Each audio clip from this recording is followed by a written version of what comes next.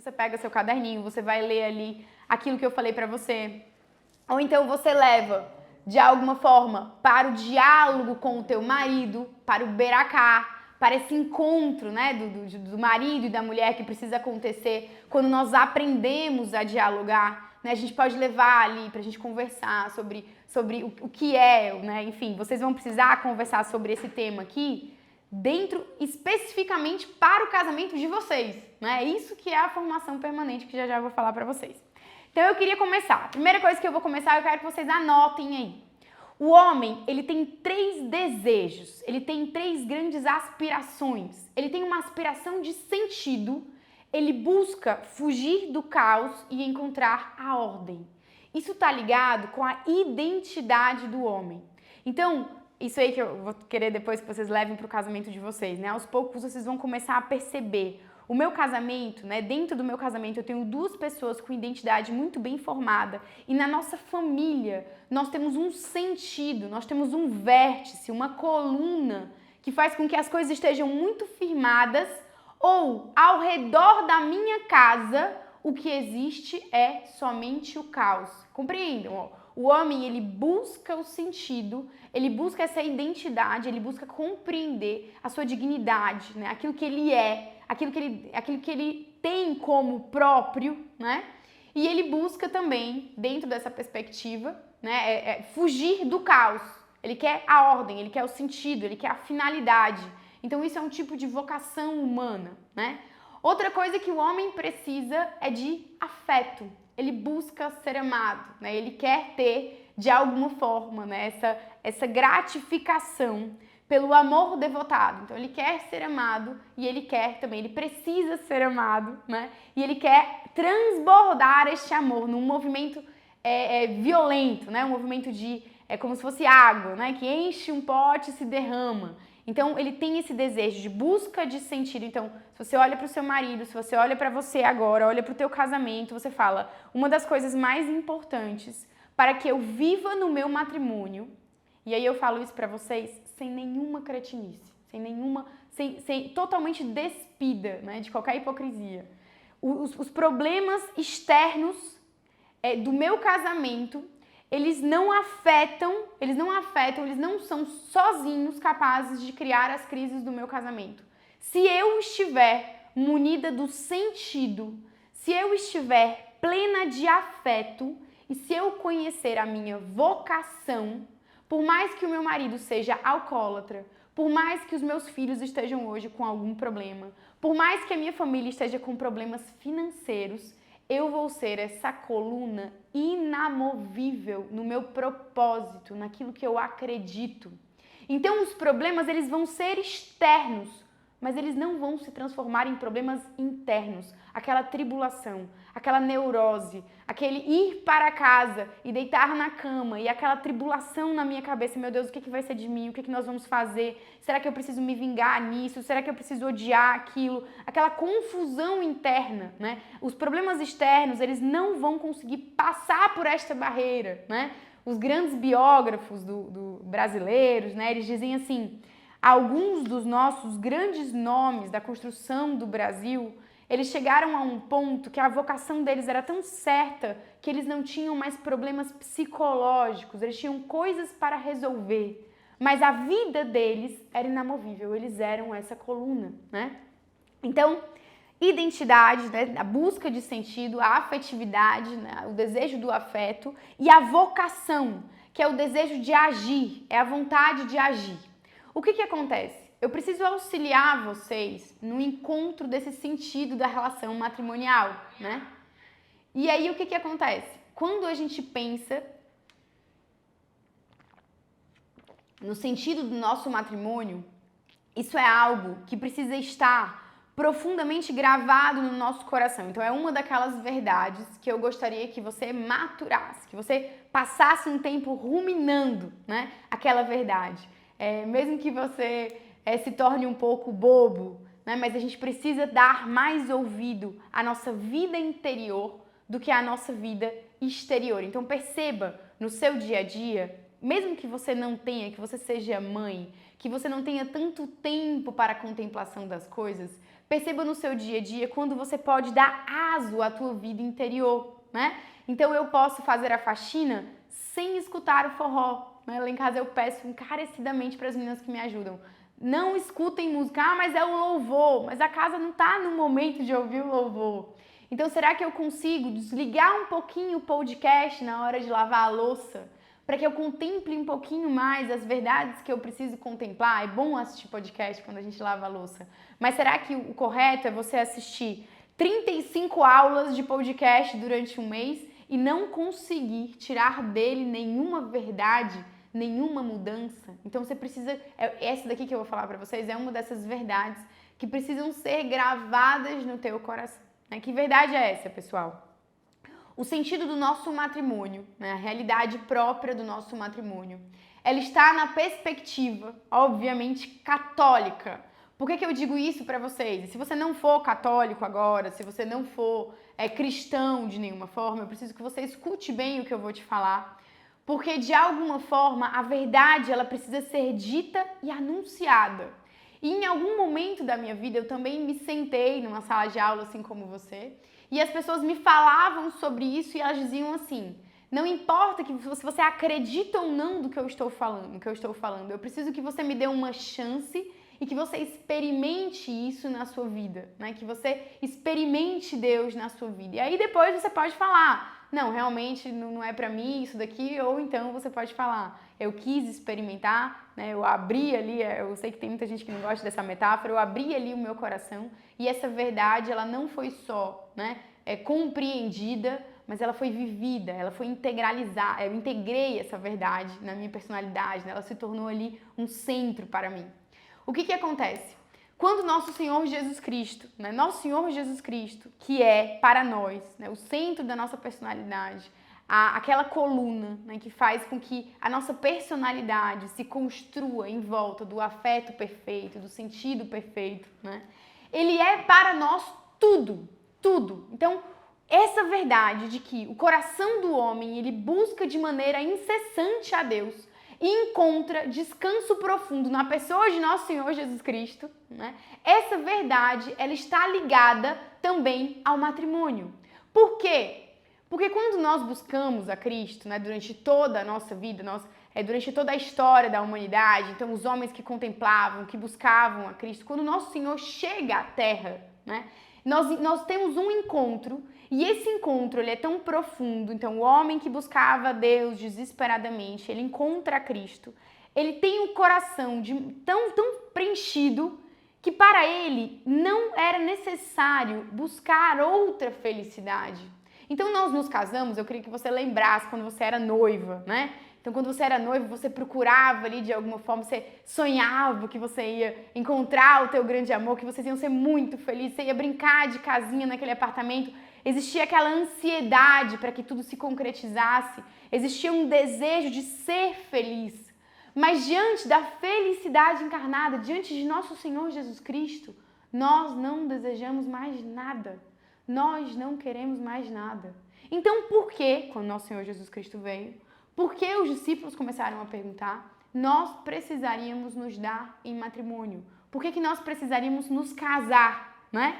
Mas, por óbvio, se naquele momento nós não nos casássemos mais e a geração de cristãos, o que aconteceria, obviamente, é que a geração de católicos, de cristãos, acabaria ali com os apóstolos, né? Nós não teríamos outras gerações, nós não teríamos famílias cristãs, que são essas fábricas de santos, né? Que são igrejas domésticas, enfim, são uma realidade muito poderosa e muito preciosa para a igreja. E aí o que nosso Senhor Jesus Cristo faz? Ele eleva o matrimônio ao status de sacramento. E exatamente aqui está o sentido do meu matrimônio. O que o meu coração quer, né? Se você hoje está aqui nessa aula angustiada, né? Falando, eu preciso do meu marido de volta, eu preciso restaurar o meu casamento, eu preciso fazer com que o meu marido seja um homem virtuoso para estar aqui dentro de casa, ou eu preciso voltar a amar o meu marido, recebi esse relato, né? Não amo mais o meu marido, estou desesperada, né? Meu coração está fora de casa.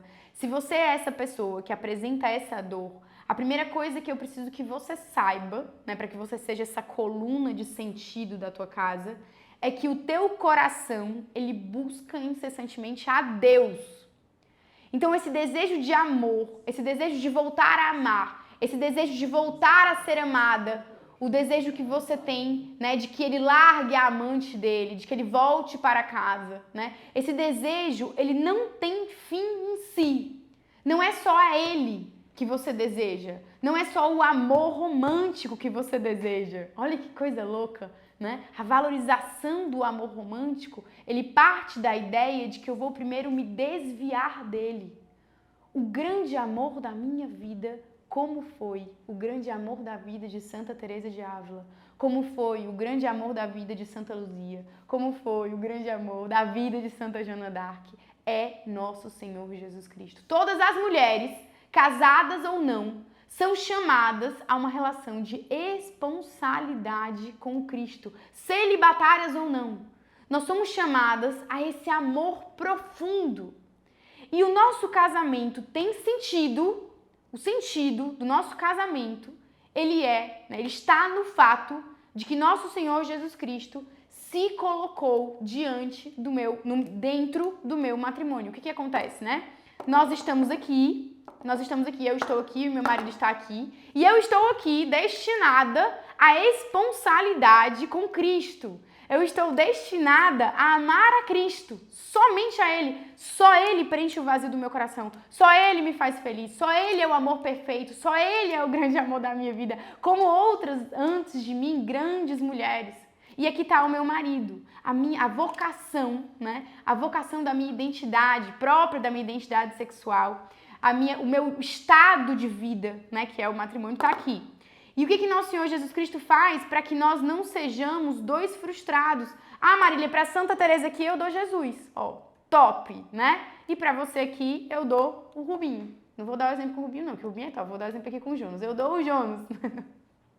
Não é suficiente, né? Não é suficiente. Poxa vida, mas que negócio mal feito, né?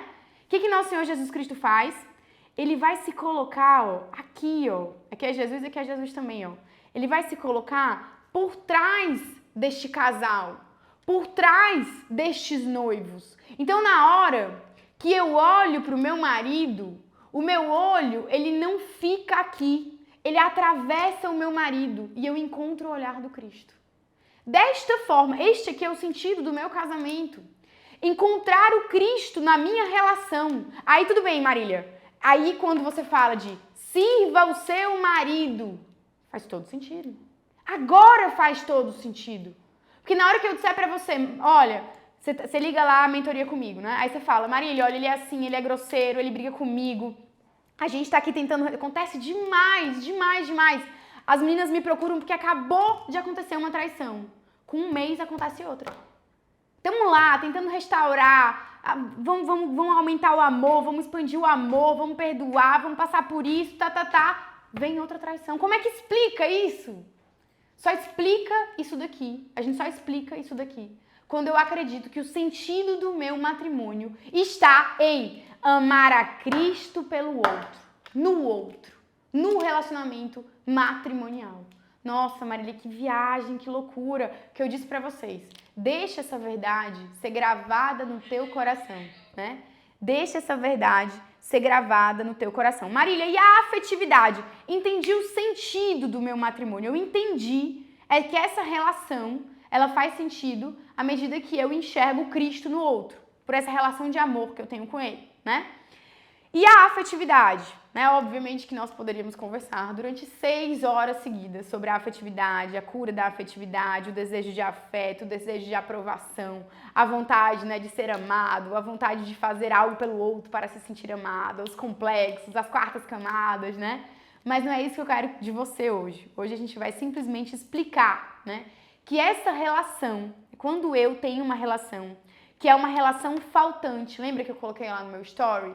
A carência faz com que eu desregule a minha relação, eu consiga de alguma forma, né, trazer um tipo de neurose, um tipo de ansiedade para a minha relação, que faz com que eu não consiga agir de maneira inteligente. Então, quando eu tenho carências muito grandes, quando algo me falta, né, é muito difícil que eu consiga ter uma intencionalidade, uma maturidade no meu relacionamento, que eu fale assim... a gente tá brigando muito, estamos em crise, já eu vou falar das crises. Estamos em crise, a gente tá brigando muito, certo? Tá bom, estamos brigando muito. Mas ele vai chegar em casa e ele vai chegar com fome. E homem com fome é 30 mil vezes pior do que o homem sem fome. Então, vamos alimentar aqui essa fera para que ele fique um pouco melhor. Aí você vai lembrar lá da feminista na televisão. Você tá doida? Você vai fazer comida para um homem que vocês estão brigando, que não tá te tratando bem? Ah, mas ele não é seu filho. Vou devolver para minha sogra o filho dela. Ah, essas palhaçadas que tem lá no Instagram, eu fico doida de raiva. Depois eu conto mais das outras coisas que me deixam brava no Instagram, né? E aí, essa bobagem, né? Mas você precisa ser uma mulher bem amada. Você precisa ser uma mulher que tem o coração, né, tão firme nessa perspectiva do amor, que você consegue amar. Quando você olha de cima. Poxa, esse pobre homem, ele precisa tanto de mim. E quem são as alunas do Antídoto, né? As alunas do Antídoto, elas sabem o poder da mulher, né? Nós explanamos longamente, né, em todas as aulas do Antídoto sobre essa perspectiva do poder da mulher. Como é que a gente desperta essa realidade da gente entender que nós não somos escravas, que nós não somos simplesmente mulheres que precisam passar a vida inteira mendigando amor, mas é o contrário. Nós temos determinados o poder do auxílio, né, uma vocação própria da mulher, que faz com que o homem, né, necessite, aquele homem que está cantando de galinho dentro de casa, necessita da gente, né? O coração dele precisa da gente. Mas claro, se a gente tá carente, complicada, irada, invejosa, né, totalmente com a afetividade completamente ferida, sem sentido, totalmente perdida da nossa vocação, na hora que esse homem chega em casa, ele olha o quê? Uma medusa, ou uma mulher inerte, uma mulher que não sabe fazer nada, uma mulher que não consegue ter domínio sobre as próprias forças para agir de uma maneira madura e intencional. É terrível isso. Chegar em casa e encontrar essa mulher. Então esse homem, em vez de ser auxiliado por ela, aí vai começar, que é uma verdadeira, outro tipo de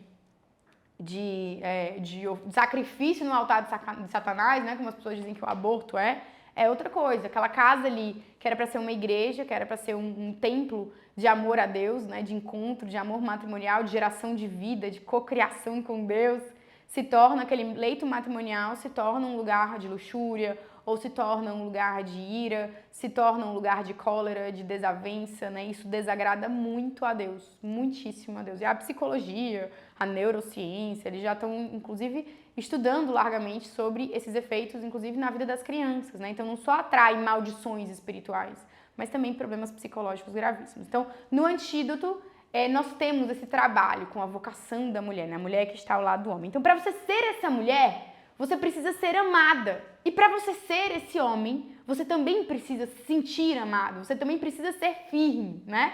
E aí, onde eu vou encontrar essa relação? Mais uma vez, na minha relação e na minha vida interior, né, com nosso Senhor Jesus Cristo. Tem uma imagem que eu gosto muito, que é uma história, né, uma história maravilhosa, faz parte da minha vida essa história, que é a imagem de um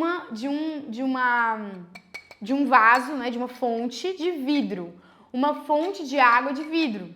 E aí essa fonte, ela estava aqui ligada na nascente. Então ela jorrava água, e as pessoas vinham beber dessa água. Só que em determinado momento essa fonte secou. Quando essa fonte seca, as pessoas começam a comer o vidro e começam a morrer, né? O teu marido, ele tem que encontrar essa fonte de vidro, mas nessa fonte de vidro tem que jorrar um amor que não é falsidade. Tem que jorrar um amor que não é mentira. Ai, eu sou tão boazinha, olha minha mesa posta, olha minha cama posta, olha meus filhos bem arrumadinhos e o cartão do cara passando em todo canto, a mulher completamente descontrolada, tudo errado, né? Um coração bagunçado, carente, ela tá arrumando a mesa posta, olha como eu sou linda, igual as meninas no Instagram, mas o que ela quer ali é aprovação. Aquela mesa posta, ela não diz amor, ela diz carência, né? Então, vai lá e come o vidro e acaba morrendo. Então, a cura do afeto, de maneira, obviamente, como eu disse pra vocês, resumida, porque isso daqui é uma masterclass, né? Tem 8 folhas aqui, eu não saí da primeira. Mas a gente vai aos poucos aprendendo cada vez mais, né? Então eu preciso ter essa vida interior profunda, e a partir dessa vida interior profunda, eu vou conseguir auxiliar o meu matrimônio. Vocação, pessoal. Vocação do meu matrimônio é a perspectiva de eu saber agir. E para eu agir, para eu caminhar, para eu andar, eu preciso ter a consciência do eu ideal, né? De onde eu quero chegar, né? E de onde eu estou, né? E como eu vou chegar neste outro lugar. Então eu preciso de um mapa de caminhada. Como é que é o mapa? O mapa é você estar aqui, o seu destino está aqui e o caminho é esse, né? Então, para que a minha vocação ela não seja apenas uma fantasia, eu preciso cada vez mais compreender, né, que eu nasci para uma formação permanente, para descobertas, para a descoberta do mistério do matrimônio. O mundo, ele diz assim, ó, casamento é assim, ó. Primeiro que o mundo diz assim, casamento é game over, acabou o sexo, né? Mentira, mentira. Depois a gente pode até falar sobre isso, mas existem pesquisas, né, no mundo inteiro que mostram que a vida sexual dos casados, católicos, felizes, né, cristãos, ela é 1000 vezes melhor do que a vida de solteiros, né? E muitas vezes, e obviamente muito melhor do que pessoas que se casam em crise, que não encontram sentido, né, no relacionamento. Só que normalmente as pessoas pensam assim, eu queria te chamar, a pessoa queria me vender um álbum, né, de casamento, e ela dizia assim, eu não tenho álbum de casamento. Ela dizia assim, Marília, eu acho que é pra ter, eu não tenho porque eu me desorganizei. Mas ela dizia assim, quando vocês estiverem em crise, vocês vão olhar aquelas fotos, lembrarem como a gente se amava. Eu disse, Deus me livre e guarde, me livra dessa maldição. Porque eu quero olhar aquele álbum e dizer assim, meu Deus, como a gente se amava pouco. Porque a ideia do matrimônio católico é, nós casamos aqui e nós nos amamos, né, para o céu, para mais, sempre mais, né? A frase que o mantra que a gente repete lá em casa, né? Eu te amo mais do que ontem, eu te amo mais do que ontem. Mesmo nos dias ordinários, se o plano de Deus está se concretizando no teu matrimônio, hoje eu te amo mais do que ontem. Nós crescemos em intimidade, em amor, porque os planos de Deus para o matrimônio são gigantescos. Só que você só vai ter acesso a isso para você concretizar a tua vocação, se você continuar com isso aqui, com a tua vocação permanente. Eu sei que não é fácil, que você quer ver o Gugu do Domingo Legal, que você quer ver o Faustão, o Luciano Huck, você quer ver a fofoca, eu boto lá no Instagram React, porque React todo mundo compartilha, porque é fofoca, todo mundo quer se divertir, mas isso daqui é para poucos, isso daqui não é para todo mundo, né? Formação permanente é para as pessoas que buscam a verdade, né? E essas pessoas serão felizes, né? O que acontece? O que eu quero falar para vocês? Existe uma realidade, né? Depois que eu expliquei para vocês essa questão da identidade, da vocação, né, e do afeto, e como a gente vai ordenar tudo isso na nossa vida, não fiquem ansiosas, aos poucos a gente vai estudando mais, eu vou soltar conteúdo gratuito também na internet, talvez eu volte com o YouTube, né? Vamos ver o que a gente faz. A gente aos poucos vai estudando todas essas realidades, né? Tudo que ficou aí de alguma forma solto, porque realmente o conteúdo ele é muito longo, né? Não daria pra gente falar tudo em 2h30. Mas o que eu quero falar pra vocês? Primeiro, por que a gente tem que ter tudo isso muito firme?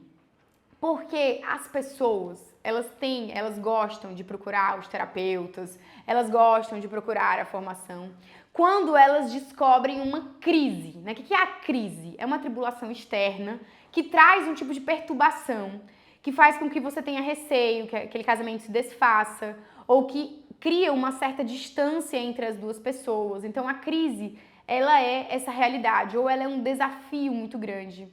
Só que as pessoas, elas entendem, elas colocaram na cabeça delas que a vida normal é tomar um drink nas Bahamas, né, na praia.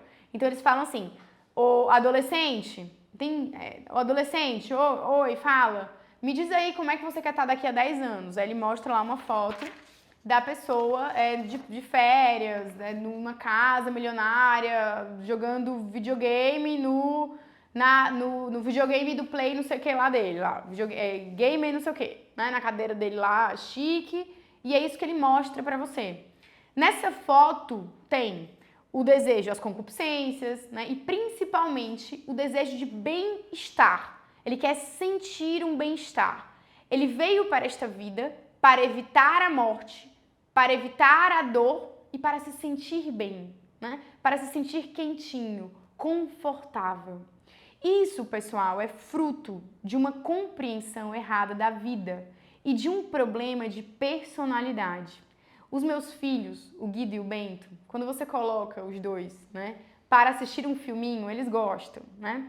Mas quando você mima demais, vem cá, meu bebezinho, você vai ficar na caminha, mamadeirinha e papapá, tem uma hora que eles se revoltam, né? Eles olham um pro outro e falam, eu não vou ficar aqui, você vai ficar aqui, né?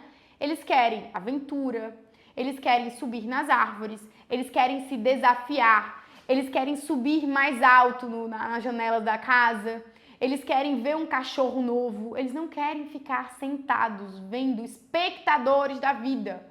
Eles não querem, pra eles isso é castigo. Né? Meu filho bate na grade assim e fala, por que eu tô preso aqui? Eu falei, você não tá preso, é sua casa. Né? Mas ele não quer ficar lá dentro de casa, ele quer sair. Então, esse impulso, né, que a gente enxerga nas crianças, obviamente de uma maneira imperfeita, é uma coisa natural do ser humano. Ele tem, né, a mente profusa, ele tem um coração que ele quer buscar, que ele quer conquistar. O homem, muitas vezes, ele encontra muito mais satisfação na busca do que propriamente na vitória. Quando você pega um Whindersson Nunes desse da vida, eu já vi ele falando isso umas 200 vezes, que a vida dele era mais legal no corre do que agora, né? Agora ele inventou um negócio de boxe, porque ele quer virar boxeador, porque ele tem uma busca. Porque ninguém quer ser mimado, ninguém quer ser o riquinho rico. Quem lembra desse filme, né? Você quer ser um menino pobre, que joga beisebol na frente da casa do riquinho rico e que tem algo a fazer nesta vida. O que acontece? Então essa ideia dessa sociedade de bem-estar, né? Eu preciso estar bem. Ela traz esse tipo de problema e essa forma de ver a crise como se a crise fosse uma coisa errada e não parte da vida. A crise, o que é a crise, certo? Por isso que eu não gosto de casalzinho santinho, que fica dizendo assim, ai, a gente se ama tanto, ai, vocês são muito bestas de ter crise. Eles falam lá, escrevem um textão, a gente se ama tanto, a gente é tão feliz, a gente não tem problema, papapá. Isso é mentira, né? O Corção fala, vamos injetar sangue humano nesse coraçãozinho angelical, porque o tombo vai ser muito grande, né? Isso daí não é vida humana. O Bernanos, ele diz assim pra gente, quem gosta de ser insensado é fariseu, santo gosta de vida, santo gosta de desafio. Então a crise é um componente normal e natural da vida do homem. Bom, satisfatório. Quem não vive em crise está morto. No nosso relacionamento, se nós não estamos enfrentando desafios, bora meu filho aqui, pra onde é que a gente vai? O que a gente precisa fazer? Quem é você? Opa, tô vendo teu coração distante do meu, vem aqui que a gente vai aprofundar a intimidade do nosso relacionamento, a gente vai ficar mais junto. Ah, eu tô vendo aqui que a gente tá se culpando por causa da questão financeira, tá vendo um sentido de culpa no nosso coração. O que a gente vai fazer? Exorciza essa casa, vamos de novo no diretor espiritual, vamos buscar uma terapia. Não tem problema, porque na hora que eu integro as crises da minha vida, da minha biografia, aí eu tenho uma história legal. Porque não se faz, Alexandre, em praça vazia. Não se faz bom marinheiro em mar calmo. A crise é um componente normal e natural da vida adulta, da vida a dois, de alguém que tem uma vocação. É um jogo de videogame. A vida do Mario importa lá o bichinho, a primeira fase, a segunda fase, a terceira fase. E na hora que ele encontra o monstrão, o menino que tá jogando não tá assim, droga, chegou o monstro, o que eu fiz de errado? Não, brother, eu vim até aqui. Eu venci cada uma dessas fases e eu tô aqui diante do chefão e eu vou combater esse cara, entendeu? É uma postura diante da vida, que essa é a postura adulta, corajosa. A gente se mata de ler a Bíblia para as crianças. Elias, olha como Elias é forte, olha como Elias peitou o rei, a rainha Jezabel e papapá, mostrando para o meu filho, para os meus filhos, para as crianças que estão aqui no Juazeiro, né? Como esses homens são fortes. Por que a gente comemora o dia de Todos os Santos? Ah, porque o santo é tão bonzinho. Bonzinho? Meu filho, quantas biografias de santo você leu? Eu não li um santo bonzinho na minha vida, né? E eu acho que eu não sei, eu não conheço todos, óbvio, né? Mas eu acho que eu conheço muitos, né? Então, porque coragem, a biografia normal do homem, a busca do desafio é a coragem, né? E essa realidade justamente da inércia diante da crise, ai, a crise veio, separa.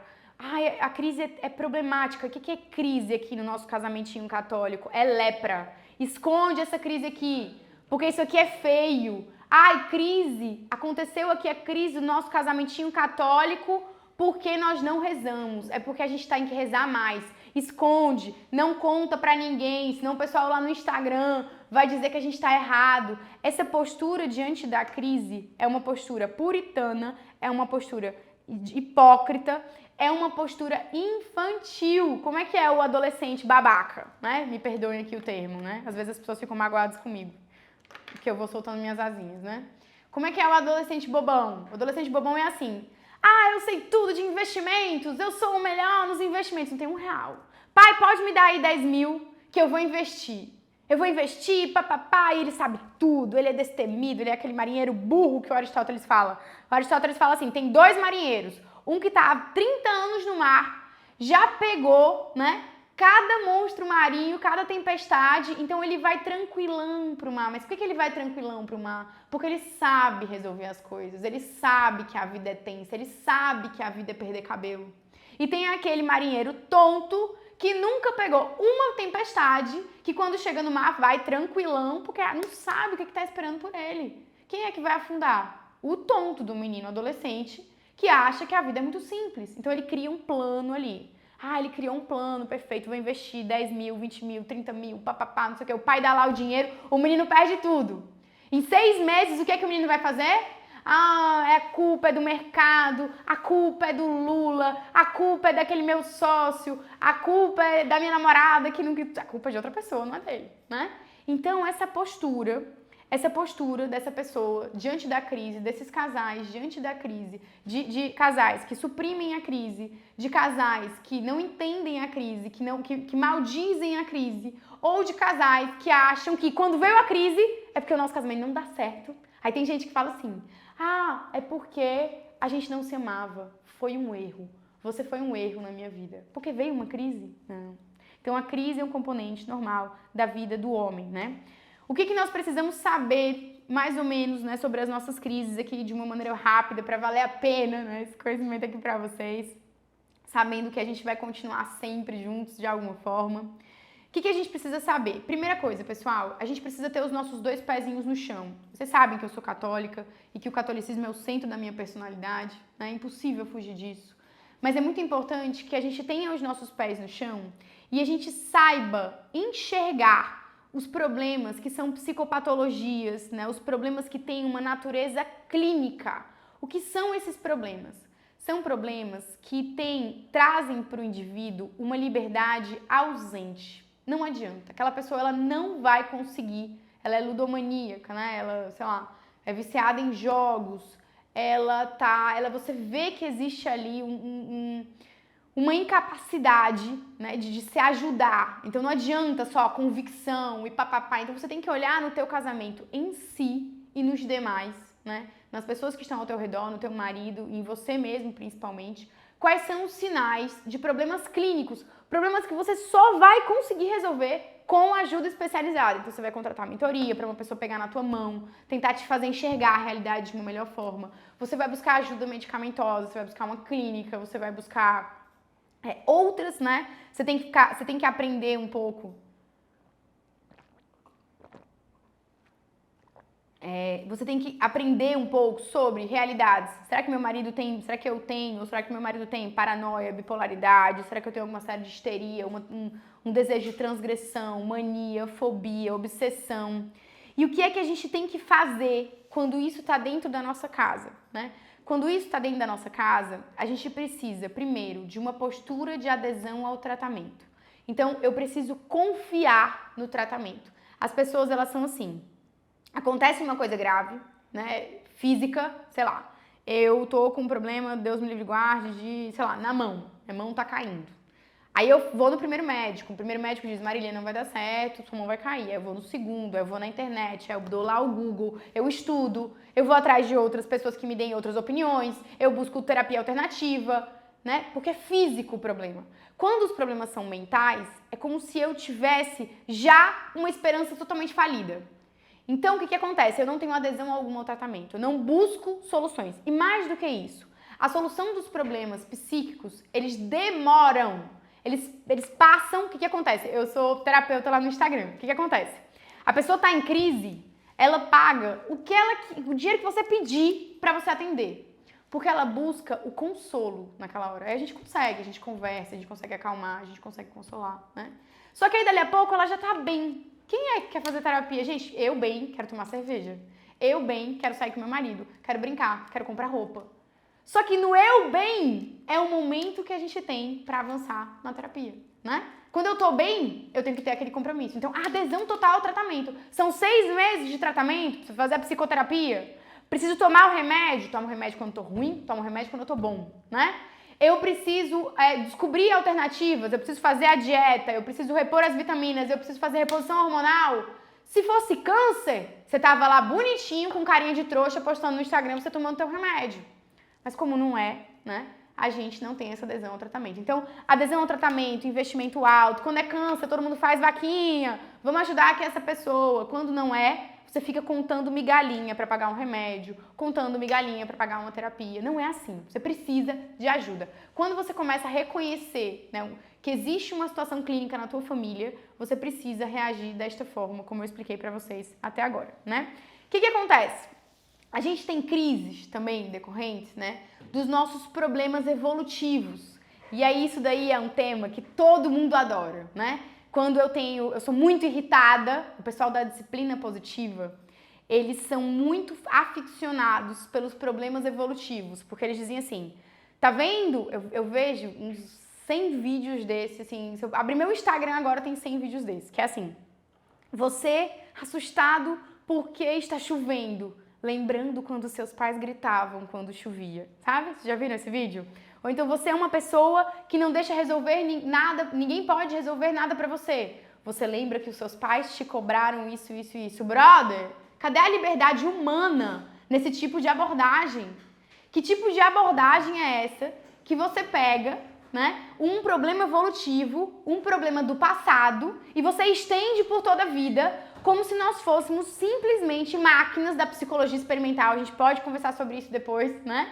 E que nós fôssemos determinados pelas realidades do nosso passado. É por isso que o pessoal da disciplina positiva fica louco, porque o filho deles não pode ter um problema, eles não podem receber um não, porque senão no futuro eles vão ser uma pessoa Então eles acreditam que tudo que eles fizerem agora com os filhos dele vai determinar a saúde ou a doença mental do futuro.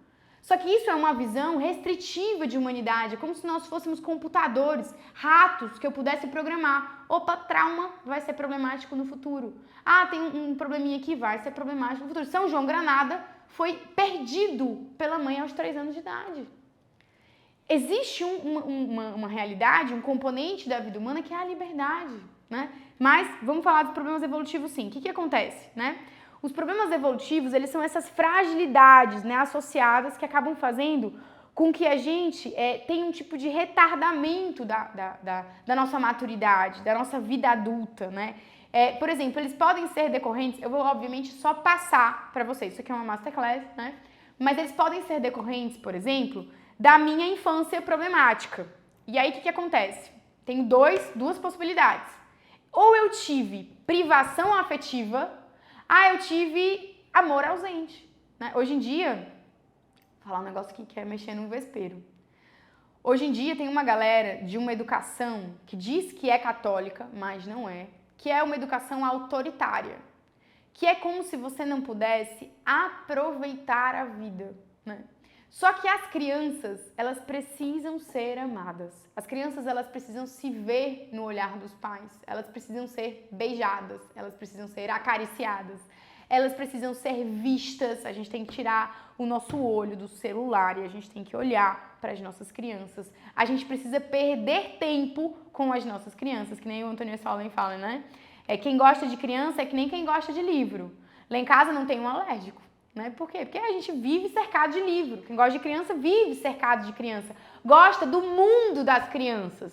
Tem gente que não gosta de criança, que tem criança e quer que a criança seja um mini adulto. Ele tá bem arrumadinho, tá bem, né?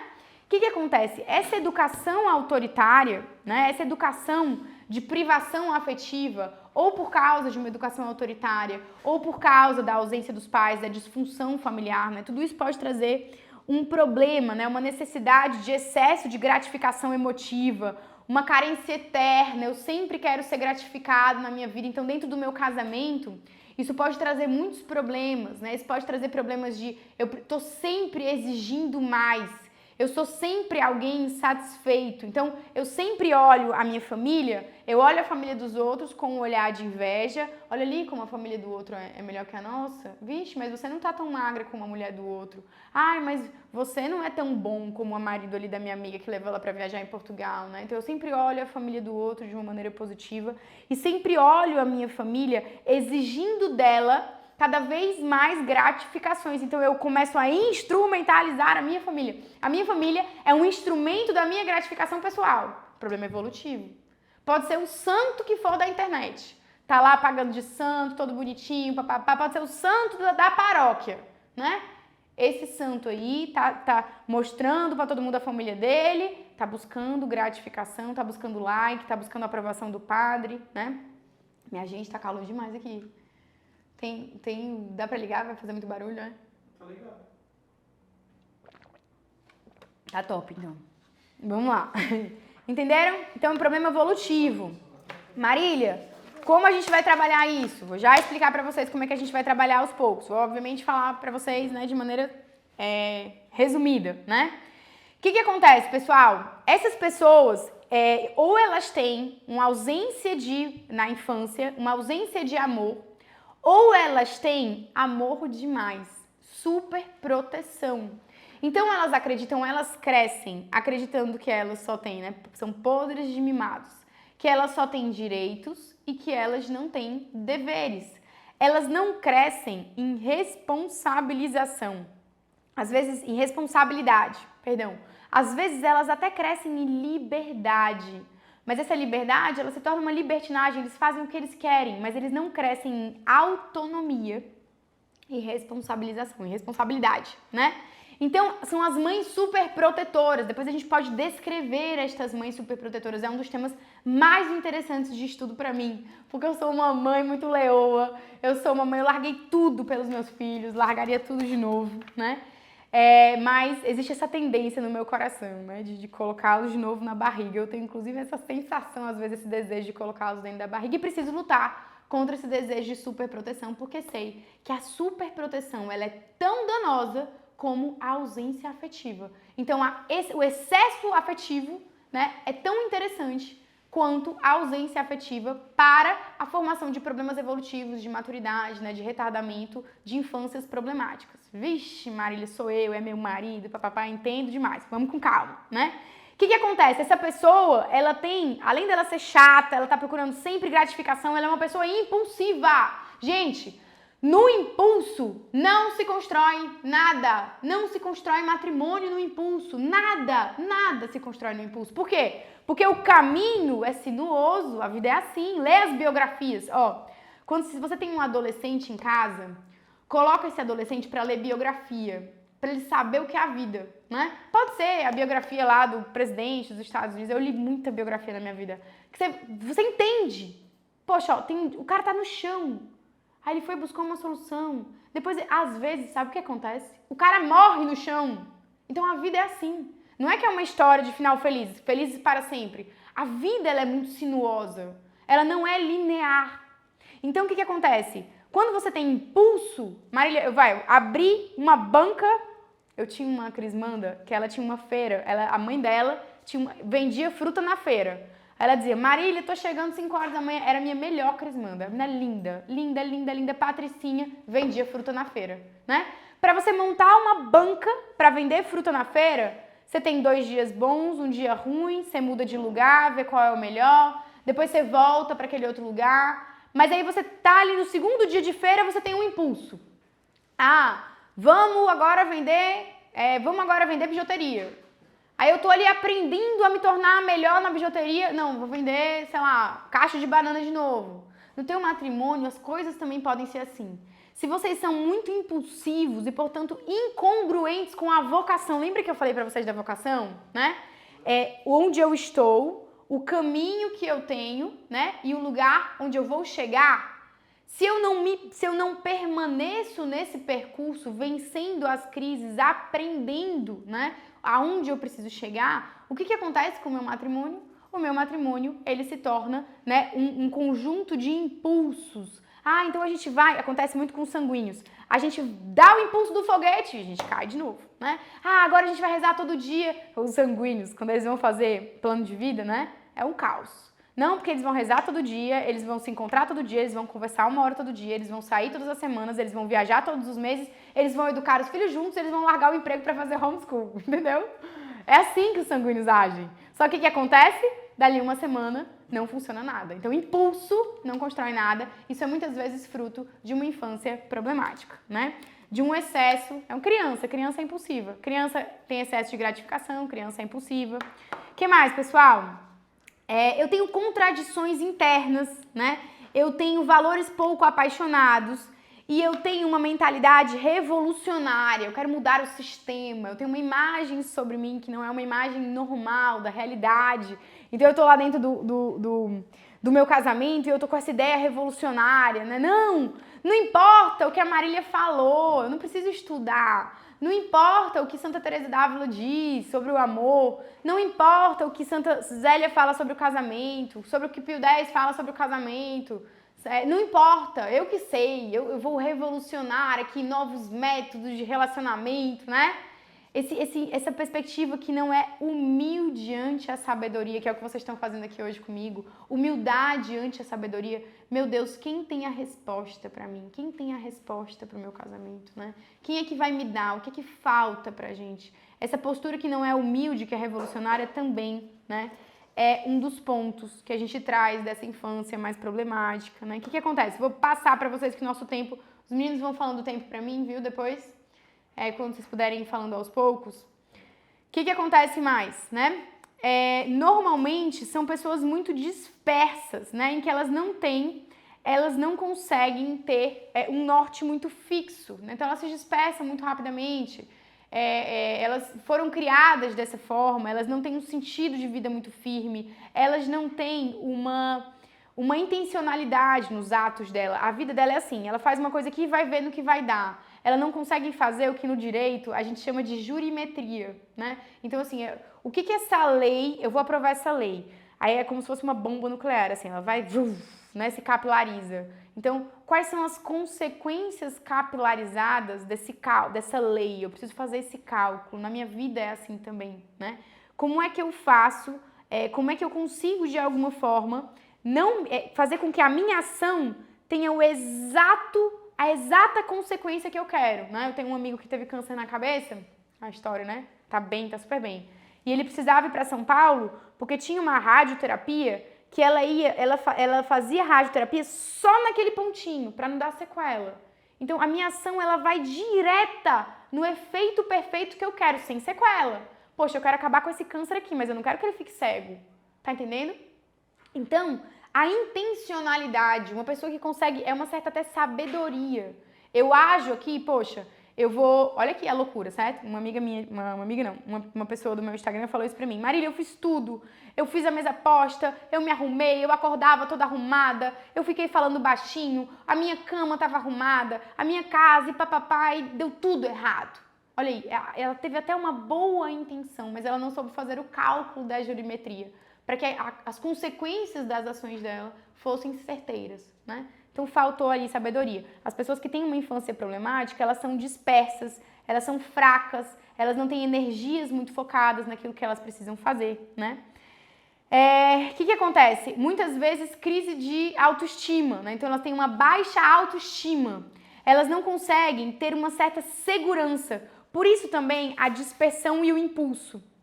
Porque quando você sabe o que você precisa fazer e você tem confiança nas suas forças, mesmo quando as coisas não estão certas, você se mantém naquilo. Sabe quem é que me ensina isso? A Cinderela. Eu adoro ler os contos de fadas para os meus filhos, né?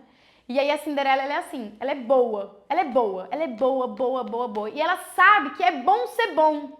Porque a mãe dela era boa e o pai dela era bom. Então ela sabe que é boa.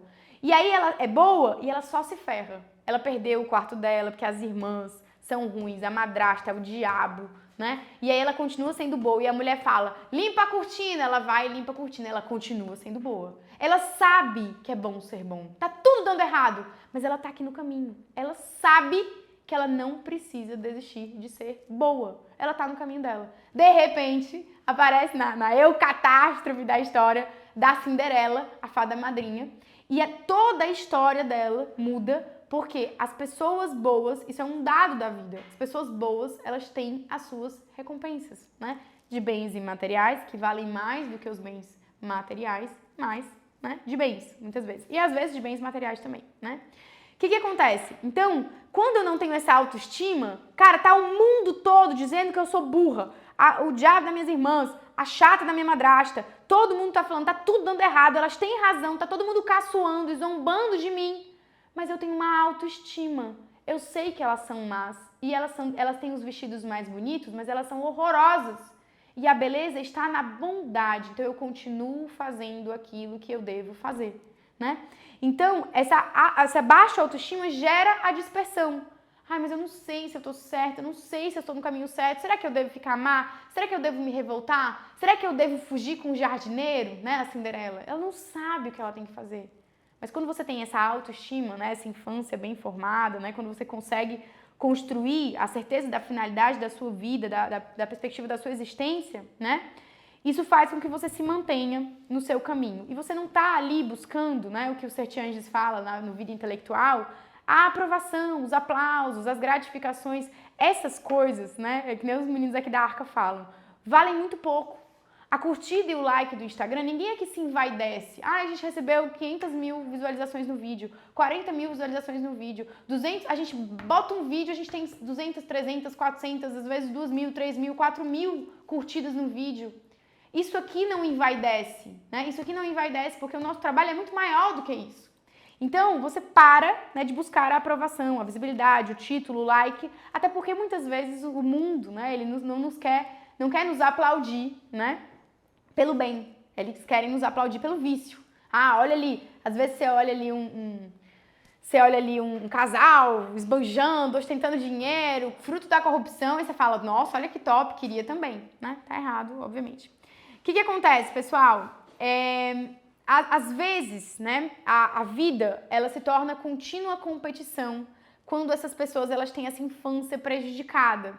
Então, o meu cônjuge, ou ele é o meu juiz, ou ele é o meu rival, né? É muito importante que a gente observe esses padrões no nosso coração, né? Ai, Marília, eu tô ficando péssima, porque eu sou inconstante, eu sou fraca nos meus propósitos, eu não vivo a minha vocação de maneira congruente, eu não encaro as minhas crises de uma maneira positiva, de uma maneira forte, eu quero acabar, eu fico totalmente desmotivada, eu acho que a pessoa tem que me amar sem eu fazer nada, né? Mas calma, né? Vamos devagar, vamos aos pouquinhos que a gente vai aprendendo tudo que a gente vai precisar fazer. Mas aí, o que acontece? Então, eu vejo ali o meu cônjuge como meu competidor. Então, eu vou trazendo pra eles o que a gente falou lá no Instagram. Pílulas de competição, de raiva, de rancho, de racha. Que nem racha de carro, né? Um pouquinho, eu vou acelerar mais do que você, eu vou te provocar aqui, você vai provocar ali. Isso está acontecendo muito com mulheres que ganham mais do que os maridos. Às vezes, gente, a gente tem que entender que a nossa vida, ela não a gente tem que ter intencionalidade, etc., mas ela não é só explicada pelos nossos esforços, né? Existe a providência de Deus.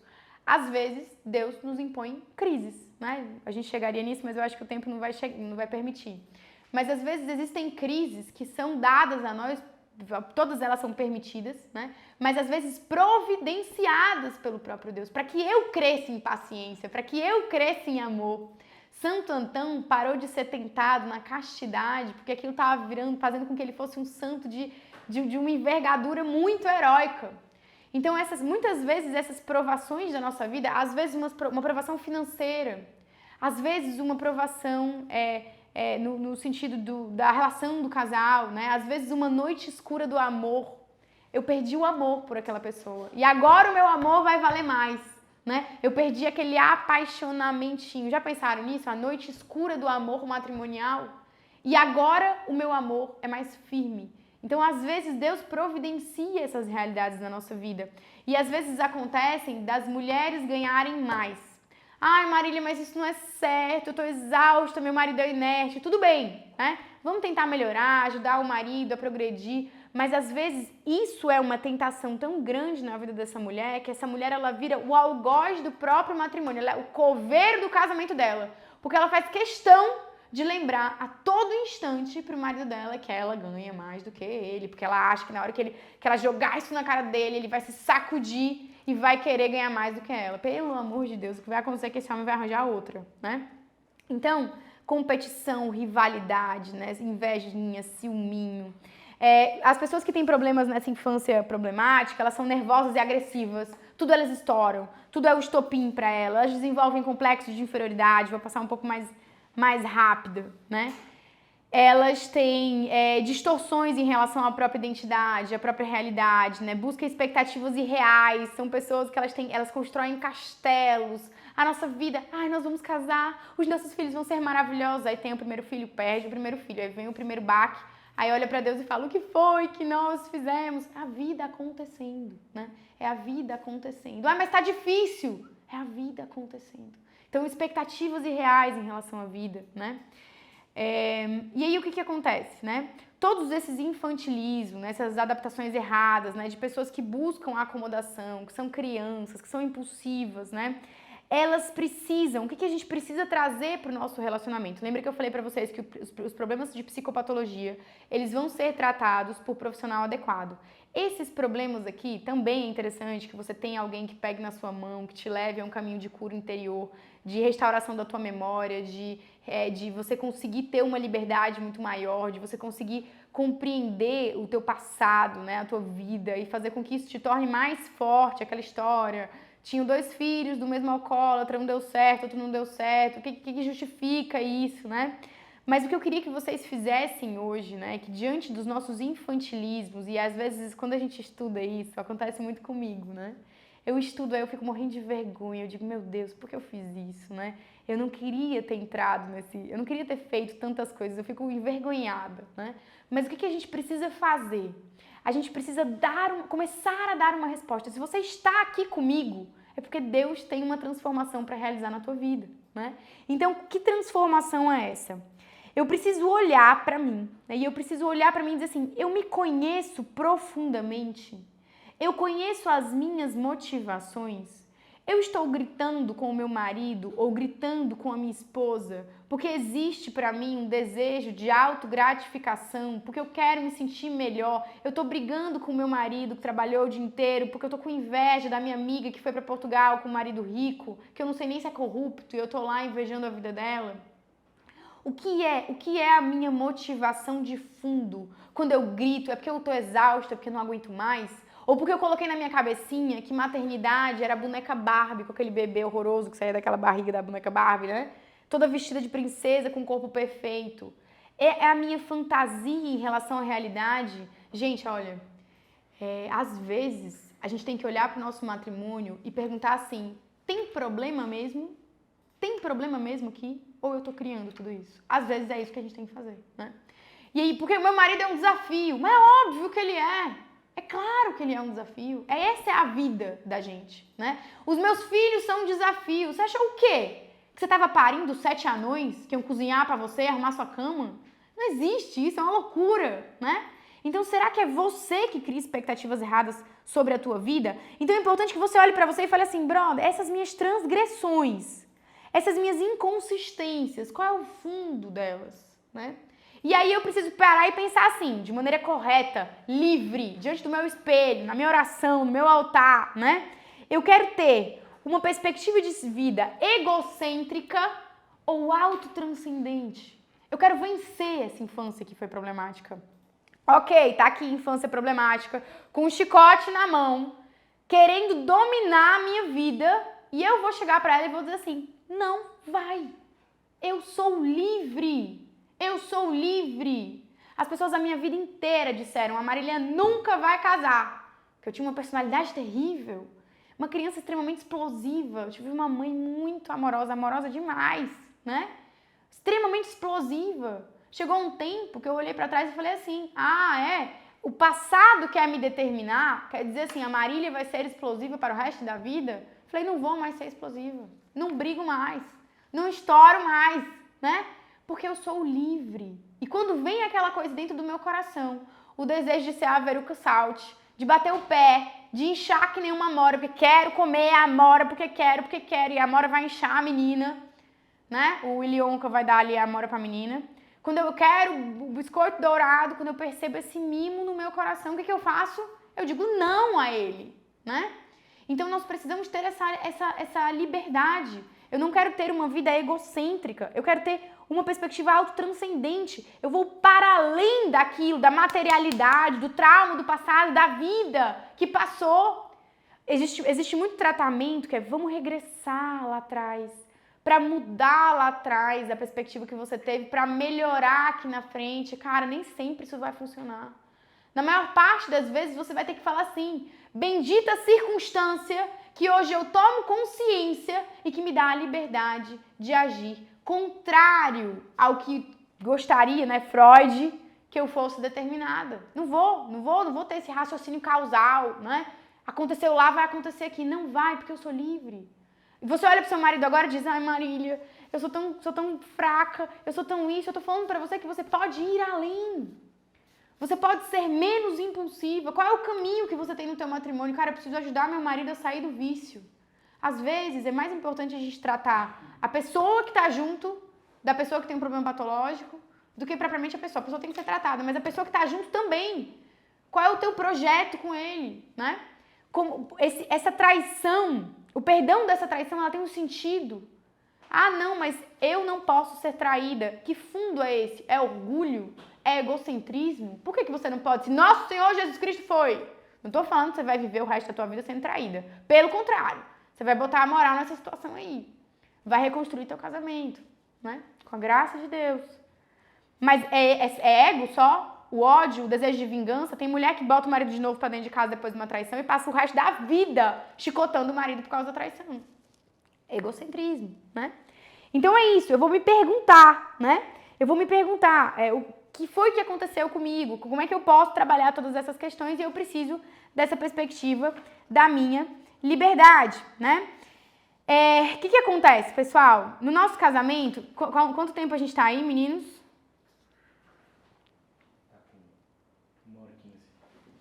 1h15. Até que horas a gente vai? Tá certo, então vamos lá. Então, o que acontece? Então, eu preciso, obviamente, né, entender, dentro dessa minha perspectiva da evolução, né, que eu não posso acreditar mais nessa lógica continuista, né? A minha sogra querida sempre diz assim, às vezes os nossos problemas, os nossos traumas são verdadeiras maldições que a gente mesmo impõe a gente. Recentemente eu vi uma pessoa falando assim, eu não consigo trocar a fralda do meu filho, porque quando eu era criança, o meu pai era alcoólatra e ele tinha aquele problema, né, de ele se defecava quando chegava em casa, ficava lá jogado no chão, e todas as vezes que eu vejo meu filho, eu passo por isso, eu tenho de novo essa situação. É uma situação mais patológica, mais grave, não é uma situação tão simples, mas é muito importante que se a gente sabe disso, né, eu sei disso, não consigo, eu sei até a raiz disso. Se Nosso Senhor me revelou tudo isso, Ele quer que eu continue ali manco, cego, doente, Ele não quer me curar, né? O que eu preciso? Tomar as rédeas da minha própria vida, né? E continuar, né? Largar esse raciocínio de continuidade e trazer um raciocínio de responsabilidade, de liberdade, integrando o meu passado. O que eu preciso, pessoal? Eu preciso começar a gostar da minha história, tá entendendo? Parar de querer me olhar como uma vítima da situação e começar a gostar da minha história. Eu atendi recentemente uma menina, situação muito triste, né? Aí chegou uma hora que a gente olhou uma pra outra e eu disse assim, muita patricinha por aí não teria passado pelo que você passou viva. Não teria passado, uma história muito difícil. E aí ela se emocionou e a gente olhou uma pra outra e falou assim, é verdade, né? Olha que história! Eu passei por tudo que eu passei. Foi muito difícil. Mas isso não quer dizer que eu sou uma amaldiçoada. Isso quer dizer que eu sou muito forte, né? E que eu tenho uma história que alguém talvez queira ler. Porque a bonitinha lá, mamãezinha perfeita, deu tudo certo. Se ela não tiver uma vida interior violenta, uma resposta boa, né, em relação a isso, talvez ninguém nem leia a vida dela. Então essa postura de parar de olhar o meu passado e me enxergar como uma vítima. Droga, meu casamento é uma droga. causa da maldição do meu passado. Meu marido é uma criança, minha sogra é a culpada porque o meu casamento não dá certo. Minha filha, a culpada do seu casamento não dá certo é você e seu marido, não é a sua sogra, meu bem. São dois adultos, né? Então, o que acontece? Nós precisamos ter, né, essa capacidade de integrar o nosso passado à minha biografia. De olhar para o passado e dizer, eu vou contar essa história. E eu vou contar essa história a partir do ponto presente, porque ao passado eu não posso voltar. Vamos regredir, vamos ficar lá no passado, vamos mudar lá no passado. Brother, que bom que seria bom se eu pudesse voltar ao passado, mas não posso, né?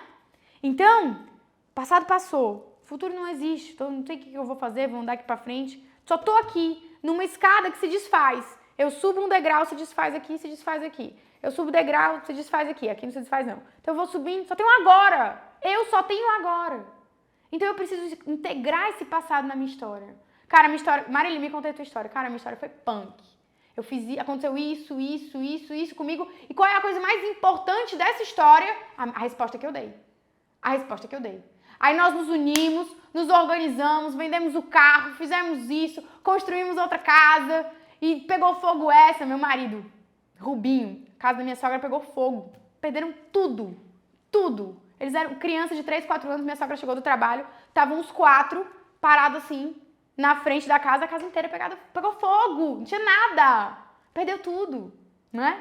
Ai, eu sou assim, traumatizada com fogo, porque toda vez, imagina, minha sogra, um dia eu tava com ela, tava tendo um show pirotécnico, eu morrendo de medo, e ela lá no meio, pessoa curada, livre, conta essa história, reconstruímos tudo, né? O que acontece? Essa é a postura que a gente precisa ter. Se eu tiver uma postura frágil, eu não vou conseguir, obviamente, fazer nada disso, né? Meu querido marido tirou o meu resumo do lugar.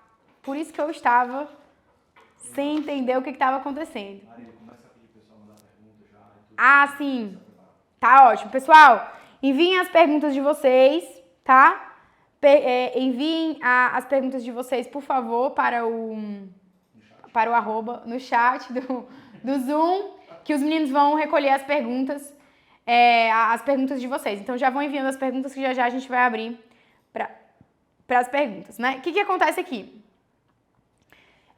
Quando eu tenho, né, obviamente,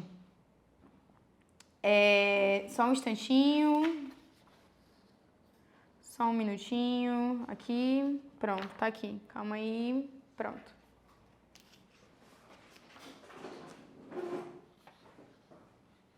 Só um instante. Só um minuto, pessoal. É bom que vocês vão respondendo, vão partilhando aí de 2 em 2, que eu sei que vocês estão de 2 em 2.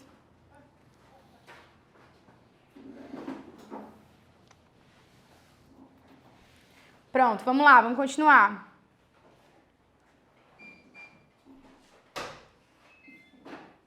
Bem, então, vamos lá. O que acontece, né? Eu preciso que vocês compreendam. Pronto. A gente falou um pouquinho da infância problemática, né? Dessa questão de superproteção, ausência afetiva, né? Em relação ao passado, a gente também tem 2 coisas interessantes, que são as pré-adolescências bloqueadas, né? E as adolescências persistentes. Eu acho assim que vocês sabem muito disso, porque isso é muito próprio da nossa vida moderna, do nosso tempo de hoje, né?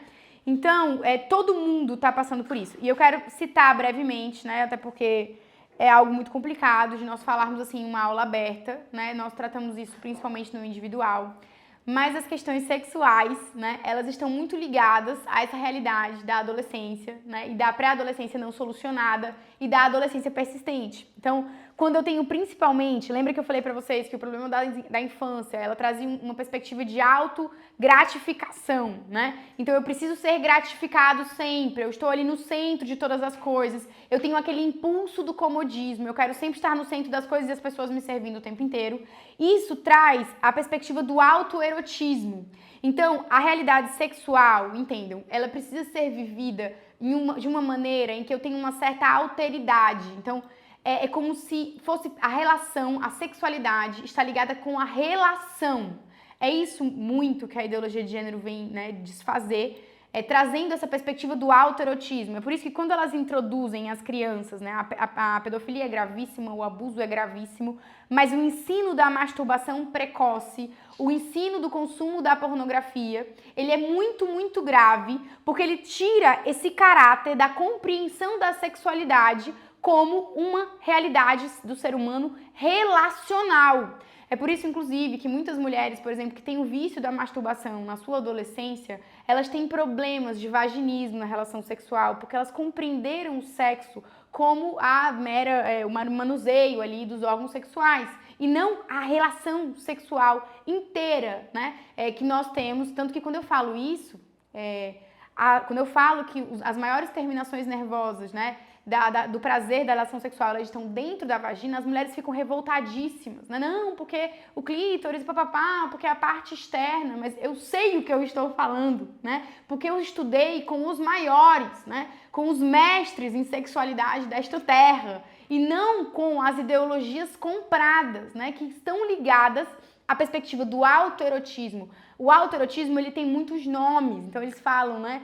O autoconhecimento do corpo, isso na minha geração foi muito pregado.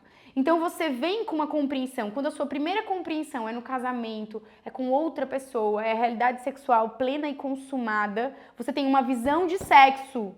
A visão de sexo do mundo, é por isso que é tão importante o trabalho com noivos, com namorados, porque a visão de sexo do mundo, mesmo que aquela pessoa nunca tenha dormido com ninguém, se ela tem o vício da masturbação, mesmo que ela seja virgem, se ela tem o vício da masturbação, isso vai trazer problemas pro casamento dela, né?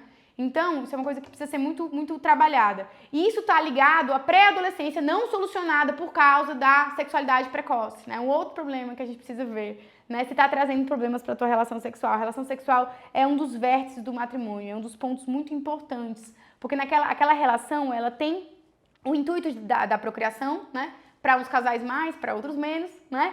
Mas ela tem também essa intenção, essa ideia, né? essa realidade própria da união do casal. Então aquela união, ela não é somente um símbolo, ela acontece na realidade, né? Isso é uma promessa de Deus para nós, né?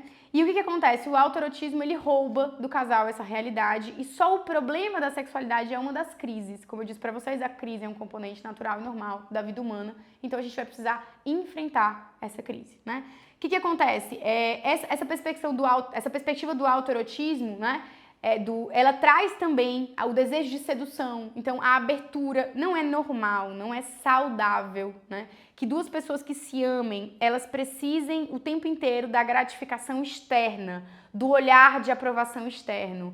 É por isso, meninas, né, que muitas vezes eu me levanto tanto contra a indústria da beleza. Essa ideia de que a mulher, ela precisa estar com uma beleza extremamente impecável, um corpo impecável, como você tem pregado aí mesmo nos Instagrams católicos. Porque essa realidade, né, do corpo plástico, é necessário um corpo perfeito para haver sedução.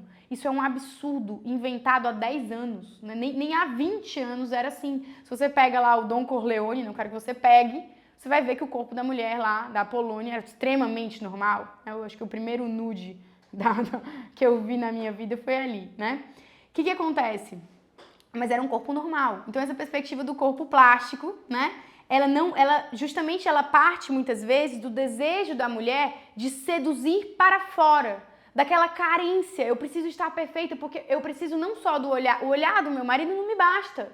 Eu preciso do olhar dos demais. Às vezes o homem também, preciso estar sempre muito malhado, muito arrumado, muito cheio de frescura. O que acontece? Autoerotismo, vou falar aqui só pra vocês, mas eu espero que esse link não passe pra ninguém. Eu confio em vocês, tá? Porque isso pode dar um problema muito grande. Esse autoerotismo, esse desejo de sedução pode trazer o que eles chamam, né, de homoerotismo, né, que é começar a admiração do próprio corpo, a exploração do próprio corpo, né? Então, tanto a perspectiva da homossexualidade feminina como da homossexualidade masculina, mas sobre isso nós não poderemos tratar no Instagram, somente em realidades, né, privadas.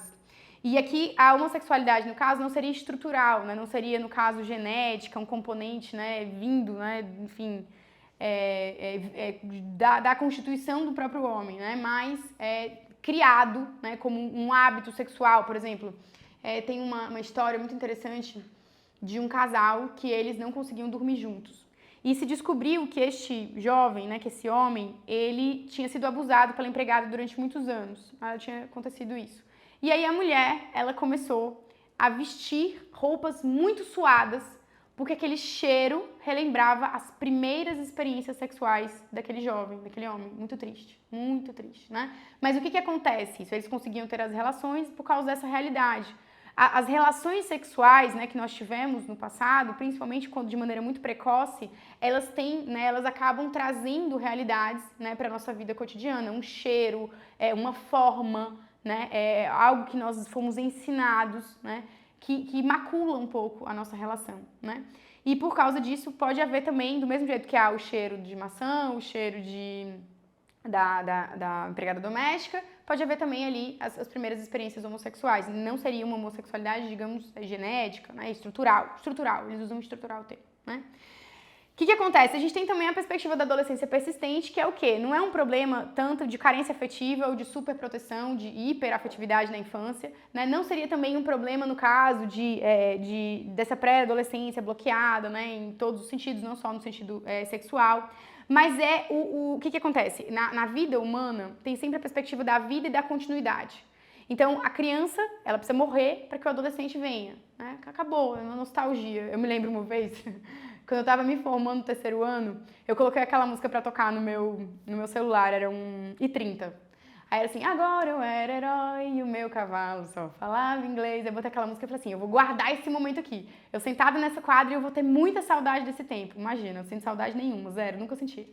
Mas aí eu queria que aquilo ali permanecesse, porque eu sabia que iria passar. Então morre uma Marília para nascer outra Marília. O que acontece? Na infância, isso acontece de uma maneira muito clara, né? Do bebê para a criança, da criança para o adolescente, mas do adolescente para o adulto, não existe, não dá.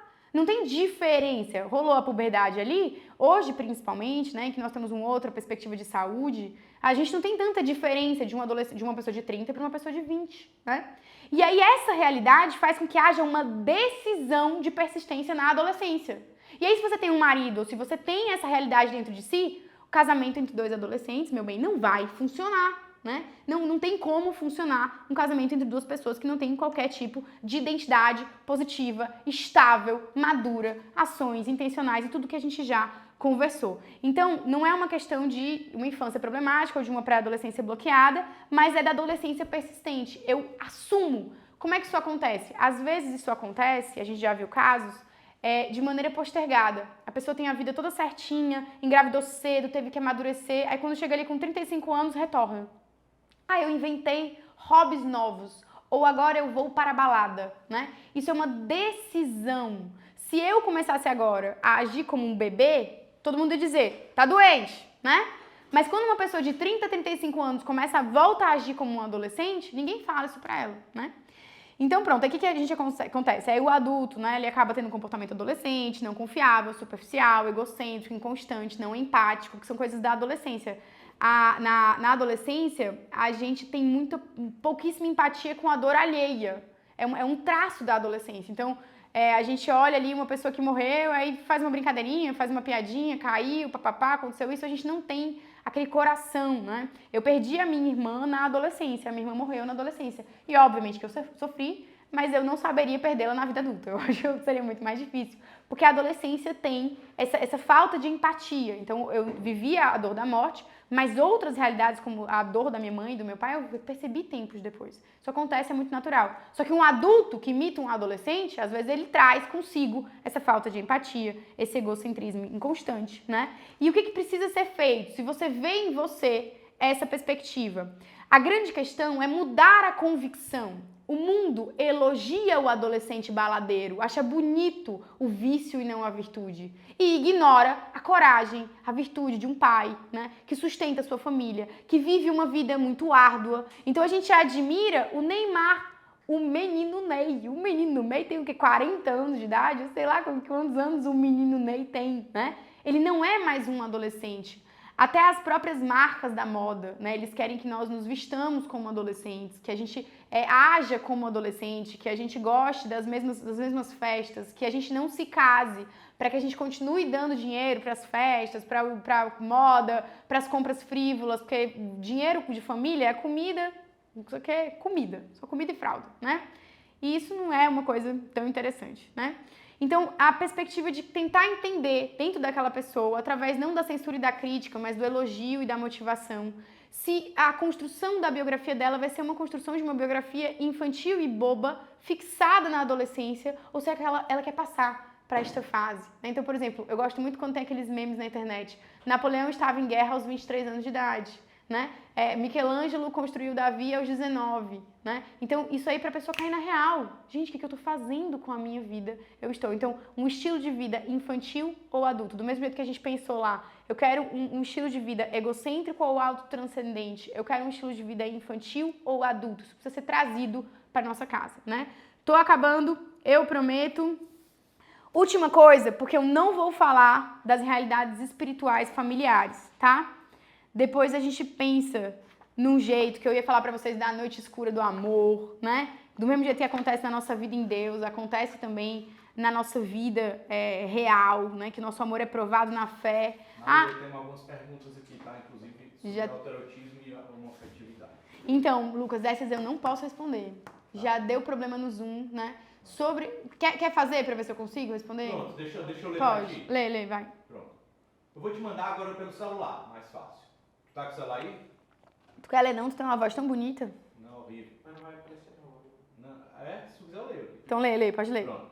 Pode falar mais sobre a questão do autoerotismo e a homoafetividade, que orienta para as pessoas que tiveram experiências homoafetivas e que não é genético e estrutural, e que romperam com essa situação, se converteram e irão se casar, já vivendo em castidade. Pronto. Quais os cuidados deverão ter para que esse passado não interfira no matrimônio? Uma das coisas mais urgentes que você precisa fazer é uma purificação da memória, né? Você, obviamente, precisa se reconciliar com o teu passado. Tem até um livro muito interessante que chama Viver Reconciliado, do Amadeu Tintini, né? Que é para você justamente tirar o escrúpulo, que é essa marca de que eu não posso ser perdoado ou que eu não sou digno, né? Você pode perceber melhor a realidade, porque o puritanismo ele é um recorte da realidade, um recorte falso da realidade. Então você tem que, por exemplo, ler a vida dos santos. Quando a pessoa disser assim, você nunca vai ser digno de um matrimônio perfeito. Olha lá, a Marília casou virgem, bonitinha e tal, e você aqui com essa vida pregressa horrorosa. Fala, peraí, tem Santa Egipsíaca, né? Tem outras mulheres. Santa Egipsíaca foi uma santa violentíssima, mística, maravilhosa, né? E ela foi uma prostituta. Então, essa consciência da realidade, para que você não se fixe ali no escrúpulo. Todos os problemas, que uma das coisas importantes no casamento é deixar as coisas no passado. Todos os problemas que vocês vão ter que jogar na cara um do outro, as experiências homossexuais passadas, né, de maneira alguma. Segunda coisa, né, você se perdoar, você integrar essa realidade aquela história que eu falei pra você. Eu passei por isso, a Marília não passou, mas talvez a Marília nem aguentasse, né? Eu sou forte, eu passei por isso, eu integrei isso, eu lavei o chão igual a Cinderela, lavei. Mas por causa disso eu encontrei o príncipe. Então, essa capacidade de olhar o passado e ser grato pela culpa que nos trouxe o Salvador, né? Depois a gente fala um pouco mais sobre isso. Mas essa ideia de você, com liberdade, responder aquilo que passou, né? Integrar esse passado sem tanto escrúpulo, é uma das primeiras coisas. Em relação ao casamento, você vai precisar ir lá no Instagram do Rubinho. Porque existem determinadas orientações, né? Orientações práticas para quem teve vivências homossexuais dentro do matrimônio, tá? Mas, havendo essa direção espiritual, essa conversa, né, com outras pessoas, autoridades da igreja, estando tudo ok para o casamento de vocês, um dos processos importantes é o processo de purificação do imaginário, que é o que o pessoal chama de imaginário, mas é memória. Purificação da memória. Cara, eu vi imagens pornográficas de mulheres sexuais. Essa imagem, ela vai ser recorrente na tua vida sexual. Infelizmente, ela vai ser, né? Como é que você vai fazer isso? Existe um livro chamado Pornopatia, que trata, né, de todas as realidades que vão vir decorrentes aí da sexualidade regrada antes do casamento para dentro do teu casamento, tá? Mas esse processo de purificação da memória é você afogar o mal em abundância de bem. É você, de alguma forma, trazer para a tua vida a purificação do teu olhar, a imagem do belo. Você vai trocando, né? Como se você fosse substituindo as memórias, deixando essas memórias no teu passado. Então, é muito importante a liberdade de não lembrar mais, né? De tentar não lembrar mais, de tentar esquecer tudo isso, né? E trazer para a sua memória outras coisas. Então, a perspectiva da beleza, imagens mesmo, imagens santas, imagens sacras. Tem nesse livro, tem a história de uma freira que tinha sido abusada. Essa história, gente, é antiga demais. Eu não sei nem de que data é. Mas ela não conseguia olhar Jesus na cruz porque ela tinha pensamentos impuros. Olha que coisa horrorosa, né? Mas aí, como é que eles trouxeram essa perspectiva? Então, o olhar mais piedoso, né? Você vai ser uma pessoa que você vai ter que ter muito mais cuidado com a perspectiva das séries, das pornografias audiovisuais, da música, e aos poucos ir afogando o mal em abundância de bem, com bons livros, né? O estudo, às vezes, arrojar a oração. Como é que você vai fazer a oração? Fazer a oração com ícones, né? Por quê? Por que Marília vai fazer a oração com ícone? Porque você vai usar, além do teu coração que vai ser dobrado ali naquela tua oração, o teu olhar, né, que vai conhecer. Eu e o Rubinho, a gente tem uma coleção de ícones. Desde que a gente teve filho, a gente não comprou mais nenhum. Mas a gente tem uma coleção de ícones lá congelada, né? O ícone da natividade, o ícone da assunção, o ícone da anunciação, para contemplação desses ícones, para que a nossa cabeça não tenha tanta porcaria, né? E mais coisas que elevem o nosso coração. O que eu quero falar para você? Do mesmo jeito que você vai precisar de uma ajuda, né? Para entender como é que esse teu casamento vai funcionar bem, né? Você também vai precisar de ajuda, muitas vezes, de um psicólogo, né? De um psicólogo católico raríssimo, né? Que talvez te ajude nesse processo de formação do imaginário. Mas o que eu quero dizer para você é que Deus faz novas todas as coisas, né? Que Deus restaura a nossa vida. Como eu disse para vocês, você tem Santo Agostinho, você tem Santa Maria Egipcíaca, você tem outros e outras santas que tiveram vidas pregressas muito cruéis e que não se casaram com uma pessoa, mas se casaram com o nosso Senhor Jesus Cristo na extrema pureza, na extrema piedade, né? Então a gente pode continuar. O que a gente pode fazer no Instagram é criar uma aula sobre pureza e sexualidade adulta, né? A gente pode criar essa aula. A gente não vai falar exatamente de homoerotismo e homossexualidade, homossexualismo, né? Mas a gente pode falar do que é essa perspectiva positiva de como ter e como prevenir, né, a pureza, como trazer a pureza e como trazer também essa restauração desse coração que precisa ir para essa relação sexual de uma maneira mais aberta. Temos ainda 5 perguntas, tá? Tá, então a gente para por aqui, porque eu ia falar outras coisas, a gente continua outros dias, né? A gente ainda tem um conteúdinho aqui, Lucas, mas vamos para a pergunta? Não, mal um pouquinho. Mais pergunta ou mais conteúdo? conteúdo. Mais conteúdo um pouco? Tá bom, vamos lá. Então, o que eu tava falando pra vocês? Então, olha o que a gente já falou, certo? Analisar problemas psicoclínicos, problema que eu preciso entender, que eu não vou conseguir resolver sem ajuda no meu casamento. Isso é um ponto da modernidade. A modernidade, ela é caótica, eu já falei isso pra vocês. Falei sobre a infância, né? A infância com problemática de privação afetiva ou superproteção. Falei pra vocês que essa infância, essa privação afetiva, ela é tão grave como a superproteção. Então, a gente tem que ficar muito atento a isso, né? Adolescência persistente, pré-adolescência bloqueada, a gente já falou de homoerotismo, né, de todas essas realidades.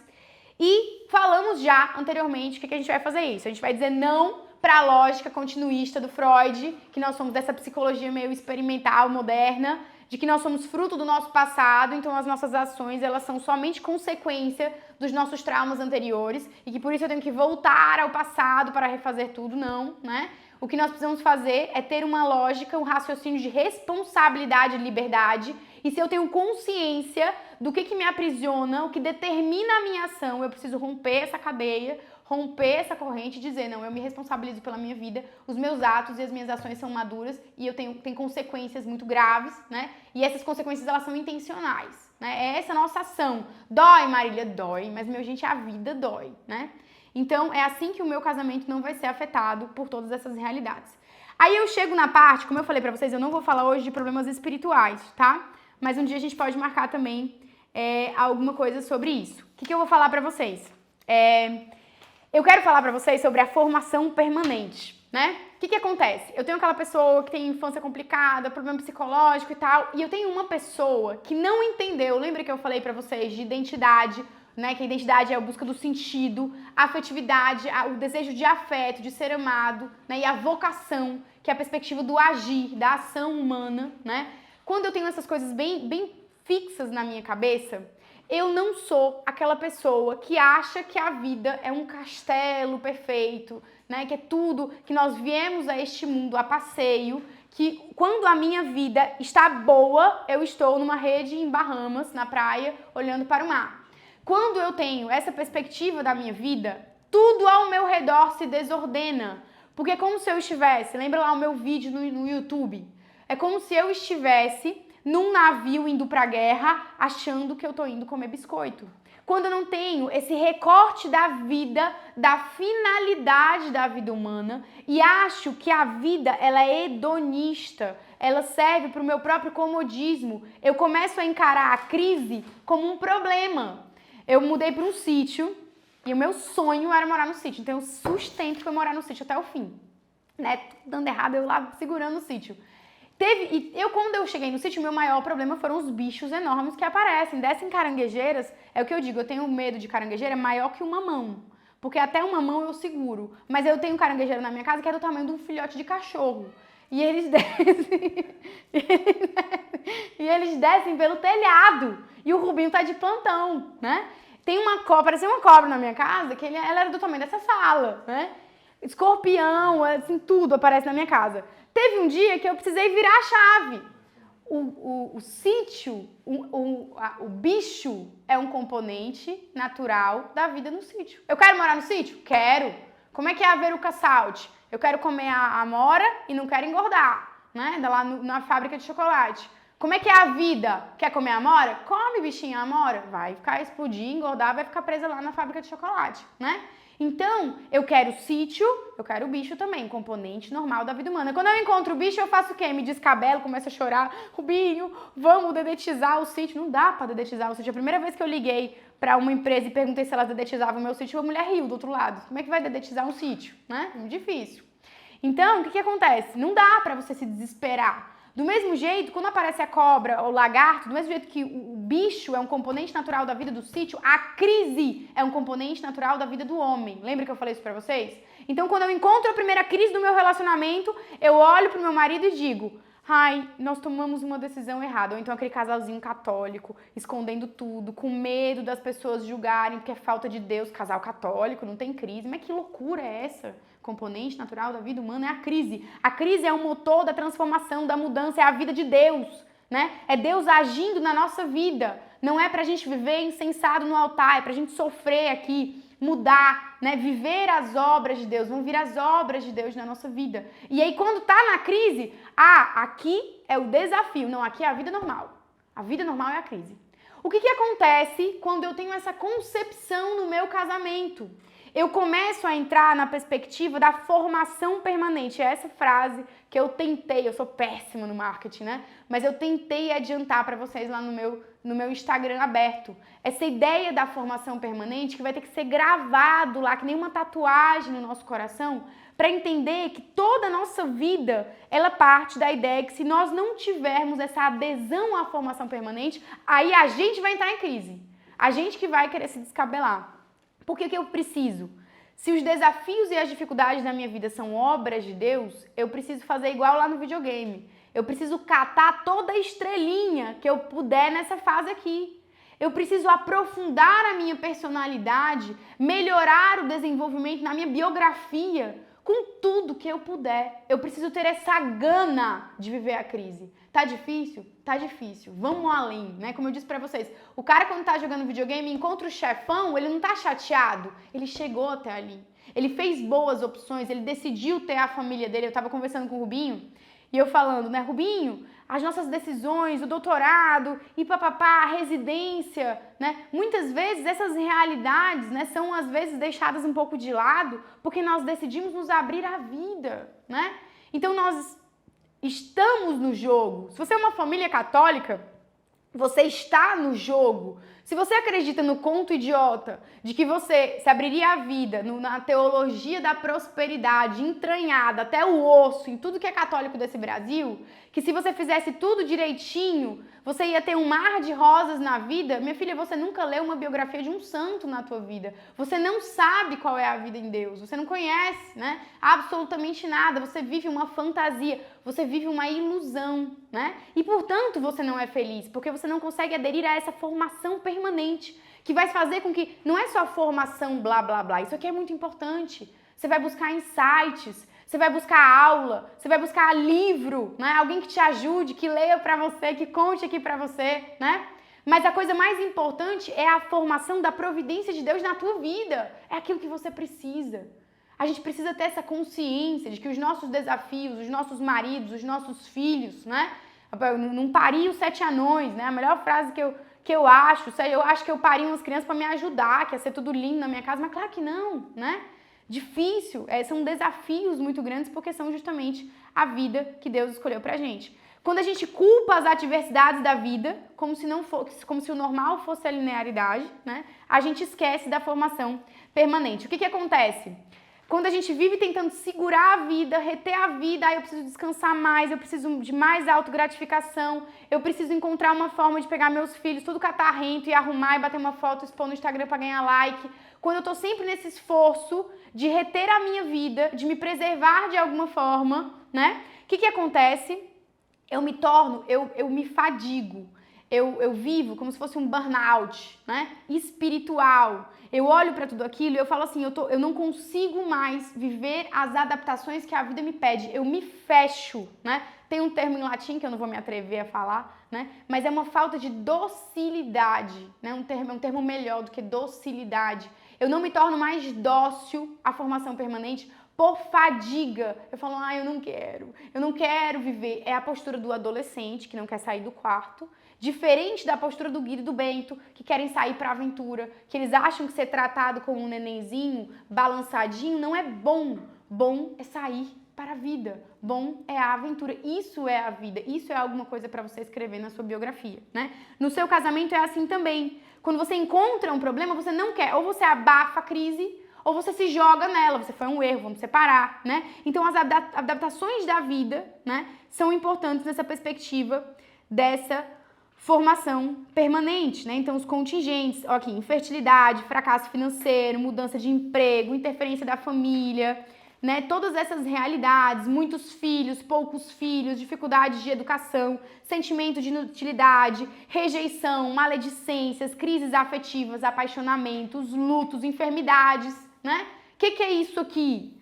Isso aqui é problema. Não são só problemas, né? São essa perspectiva da formação permanente, dos desafios da nossa vida. É a pedagogia de Deus para a vida do homem, né? O que é importante aqui? Sentir-se responsável e protagonista, uma pessoa inteligente, né? Capaz de continuar a formação proposta por Deus, né? Como é que eu continuo essa formação? Então, por exemplo, eu estou passando por isso no meu casamento. Como é que eu vou buscar a informação? Como é que eu vou buscar a contemplação dessa própria realidade? As respostas que eu preciso, né? Eu vou ter, de alguma forma, um desejo de uma problemática reativa, de forçar a realidade. Não, eu não quero isso aqui, eu não quero essa crise financeira, eu não quero essa infertilidade, vamos pra FIV, né? Isso não vai funcionar, vai esvaziar, inclusive não vai tirar o sofrimento e vai esvaziar a obra de Deus na tua vida. Evitar os desafios a todo custo, né? De uma forma passiva, ou então aquelas pessoas que não descem pra vida, vivem uma vida muito intelectual. Eu vou ficar aqui preso aqui no meu quarto, na minha intelectualidade, né? Não desço pra vida, não me caso, não pego filhos, né? Tudo isso é muito complicado. Não sai pra trabalhar, porque as pessoas não são dignas de mim, da minha genialidade, né? Tudo isso é uma incapacidade de viver a formação permanente, né? O que nós precisamos ter? O que nós precisamos ter? Nós precisamos acreditar, né? Ter um coração atento e inteligente. O termo, né, que essa vertente, né, da psicologia católica usa, que não é a psicologia tomista, né? Mas é justamente o ouvido de discípulos, é o ouvido atento. Como é que eu escuto a voz do meu mestre? Se você não é católico, se você não é cristão, não tem problema. Como é que eu entendo a realidade? Como é que eu compreendo? Como é que eu leio a realidade da minha vida, né? Então, esse ouvido atento, um coração atento e inteligente, para que a situação existencial, né, para que a minha crise existencial, ela seja integrada à minha biografia, né? Isso é muito importante, e importante também é que as minhas dificuldades não sejam tratadas como motivo para o complexo de inferioridade. Então, a gente tem essa mania. Se a minha vida não está toda certinha, eu vou aproveitar e afundar tudo com uma pá de cal de complexo de inferioridade. Então eu vou ter uma problemática reativa, vou começar a reagir de maneira grosseira, ou então vou começar a fingir, ou vou começar a criar uma espécie de virtude, ou uma explicação mágica. Isso é uma obra de Deus na minha vida, né? Eu vou fantasiar tudo, não vou viver o que eu preciso viver, não vou permitir que Deus trabalhe esse solo que é a minha vida, né? Então essa perspectiva reativa, ou então, né, eu vou simplesmente tentar abafar, tentar criar discursos. E o que eu preciso fazer? Eu preciso escolher entre formação permanente ou frustração permanente, né? Eu preciso permitir ter essa docilidade, me abrir. O que ajuda? Presença vigilante, pessoas sábias ao seu redor, acompanhamento fraterno, né? Acompanhamento de outras pessoas. Às vezes, as pessoas com muito complexo de inferioridade, elas se tornam, vou usar um termo protestante, vocês, né? Não congregacionistas, um negócio assim. Elas são pessoas que não congregam em lugar nenhum. Porque na hora que você se relaciona com os demais, você é constrangido à mudança, a enxergar os próprios defeitos. Então, o seu castelo de cartas, ele se desfaz. Você vai para a direção espiritual, a pessoa olha para você e fala, não é bem assim não. Padre, estou vivendo uma grande obra de Deus. Não é assim não, meu filho. Você está aqui com preguiça, com papapá. Tua formação permanente é aqui, com os pés na realidade, né? Então, a vida comunitária, a vida real, muitas vezes essas pessoas com complexo de inferioridade, elas se encastelam, né, nas suas fantasias. Então, o olhar vigilante da igreja, a convivência fraterna, eles trazem esse banho de realidade, né, de vida, de observar a vida do outro, de pessoas normais, né? Isso nos ajuda muito a aderir à formação permanente, que é o que vocês estão fazendo aqui também, buscando formação. Pessoal, ficaram 2 conteúdos. Problemas vocacionais, né? Inconsistência vocacional, né? Problemas que são ligados propriamente como se houvesse uma disruptura entre aquilo que você quer viver, aquilo que você gostaria de viver, né? E uma certa... enfim, não é fácil explicar assim em um segundo, mas uma inconsistência vocacional, problemas de vocação matrimonial, né, dentro do relacionamento, e problemas espirituais. Mas eu vou dar um jeito de entregar esse conteúdo para vocês, pra gente poder ter bastante tempo aqui para as nossas perguntas. Antídoto. Galera, então, eu tenho um curso na internet que se chama Antídoto, que você pode indicar para muitas pessoas. E esse curso eu trabalho a perspectiva da identidade sexual e vocação da mulher. Inclusive as meninas que têm problemas, né, da homossexualidade, vocês podem aderir ao Antídoto, porque é um conjunto de 12 aulas, né? E nessas 12 aulas eu trato primeiro dos inimigos comuns, né, da nossa sexualidade, a ideologia de gênero, a perspectiva do feminismo, né, o que foi grudado ali na nossa cabeça como veneno, né, por isso que chama Antídoto. A crise de paternidade, a gente não teve pai, o que isso afetou, né, a formação da nossa geração de mulheres, a forma como nós vivemos de uma maneira superficial, então o materialismo e a superficialidade, né? E depois disso eu trago a verdadeira vocação da mulher, a perspectiva da mulher eterna, né? Eu trago a Edith Stein, a Gertrude von Lefan, né? Outras mulheres que trazem essa ideia de uma compreensão da mulher e da nossa vocação. O que é que nós estamos fazendo aqui? Eu sou uma auxiliar do homem, né? Eu sou alguém que vai ajudá-lo. E como é que eu faço isso? Para que eu nasci? Né? Qual é a minha missão aqui nessa consumação dos tempos, né? Então tudo isso é muito interessante. E no finalzinho, no 3º módulo, eu entrego para vocês um caminho de cura concreto, né? Com questões mais práticas, para você realizar essa cura da tua identidade sexual, da tua percepção como mulher. Às vezes nós achamos que ser mulher é um infortúnio, né? E o Antídoto, ele vem dizer para você que é uma grandiosíssima graça, né? É isso que é o Antídoto. Clica no meu link da bio se você não adquiriu ainda. Tô jogando agora no chat. Tá jogando no chat. Manda para aquela tua amiga, para adolescente que precisa amar ser mulher de novo, né? A ideologia de gênero quer trazer muito isso. Eu odeio ser mulher, é ruim, não me sinto como mulher. Envia para essa tua amiga, porque eu crio um discurso, né? Eu crio uma forma de interação com elas. Temos mais perguntas. Para que elas voltem a amar ser mulher. Então, manda pergunta, Lucas. A origem do ciúme é sempre insegurança? A origem do ciúme é sempre uma insegurança? Não. O que acontece? O ciúme, ele é uma questão natural, normal do amor exclusivo, né? Então, nós queremos estar juntos de maneira exclusiva, nós queremos estar juntos e aquela pessoa, a fidelidade é um componente normal do relacionamento humano entre homem e mulher. E aí a gente pode abrir, né, se a gente tivesse tempo, para as questões. Isso está sendo provado, né? Existe um livro chamado Dom Juan, que eu comprei. Eu ia comprar de R$800 esse livro no sebo, e eu encontrei de R$7,90. Graças a Deus, é o bolso do Rubinho, né, para o bolso do Rubinho. Mas é um livro muito interessante, é uma pesquisa de um médico endocrinologista muito antigo, que ele faz esses estudos sobre a fidelidade e a exclusividade serem um traço, inclusive natural, da vida humana, né? Ali escrito por Deus.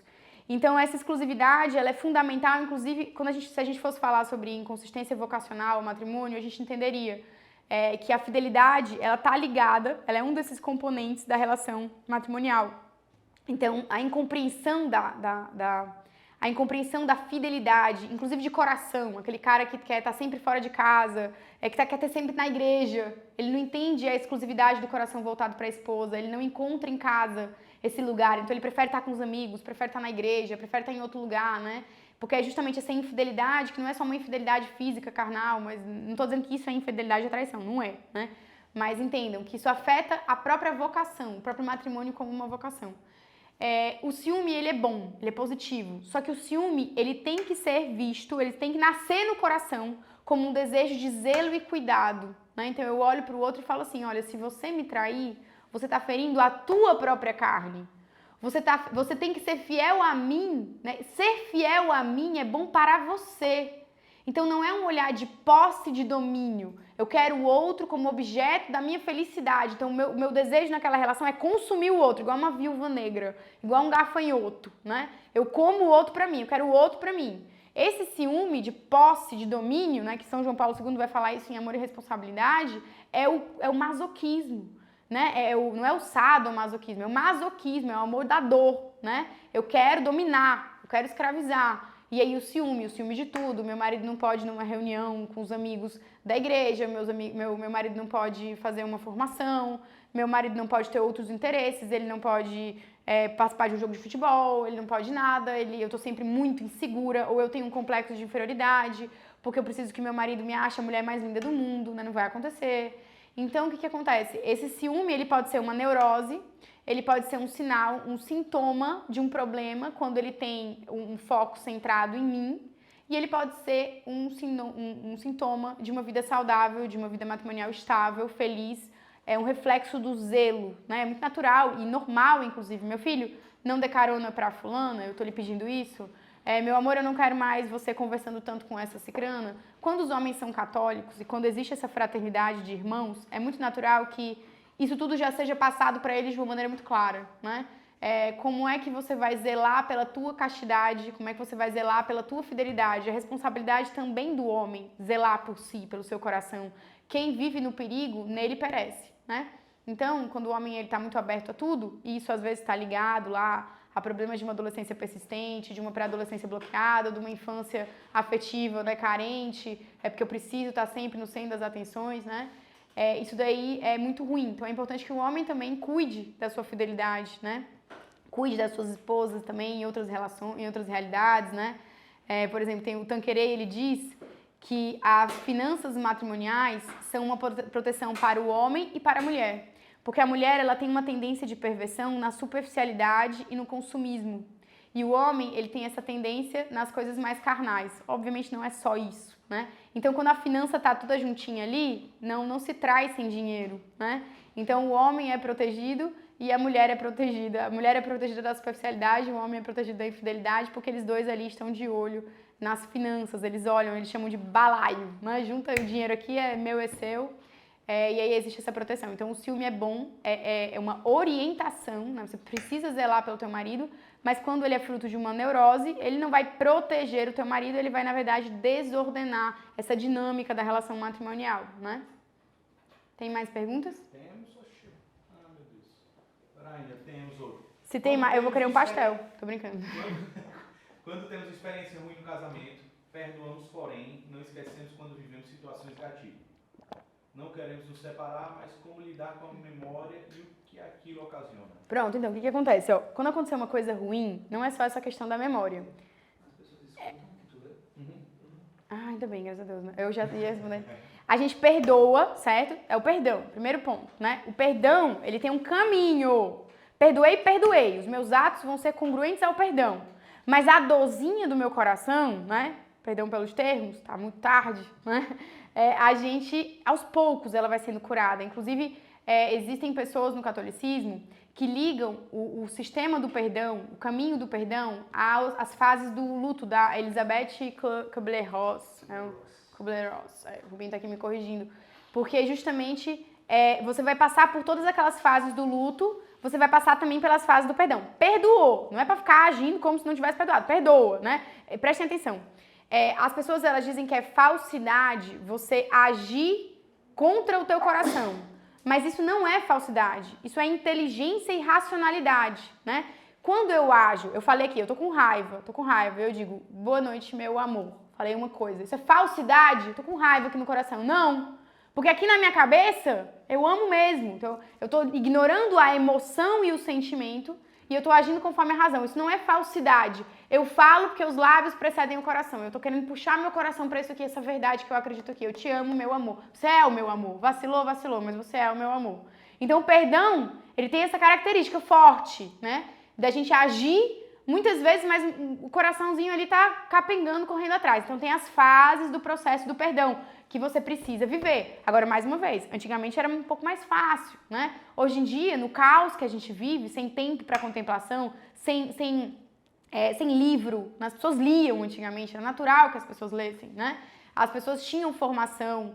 Hoje em dia, a gente vive num caos que a gente não tem tempo nem de processar as coisas, a gente está sempre alienado na internet. Então, para viver esse processo, muito provavelmente você vai precisar, às vezes, de ajuda. Aí, ok, tem o perdão, tem o processo, né? E tem a amorização, usando um termo bastante brega. A gente acha que o amor é um sentimento que tem que brotar voluntariamente. Não, ele precisa ser trabalhado no meu coração. O que é brasa para o meu afeto? Carvão para fazer o fogo crescer ali no meu coração. Esse processo de amorização, esse processo de amor, que eu vou expandir o meu coração, eu vou voltar a amar o meu marido, é um outro processo, né? A gente não sabe fazer isso aqui. A gente só sabe, na verdade, né, fazer com que a gente passa pelo problema e a gente começa a agir com atos contrários à expansão desse amor. Porque justamente a gente passa tempo reclamando, e a reclamação, o ódio, a censura, eles são água para esse fogo. Eles apagam o amor, né? Em compensação, o elogio, a alegria, né? Ou como eu disse para vocês, os lábios precedem o coração. Quando eu faço tudo isso, né? Eu trago a perspectiva do amor. Então você tem que passar por um processo, Marília, é uma coisa complicadíssima? Não, né? Mas você precisa viver uma vida interior. Quando você tem uma vida interior, quando você todo dia reza, quando você todo dia tem um tempo para contemplação, dá mais certo do que quando você vive a vida alienado, né? É isso. Mais perguntas? Temos. Vamos lá.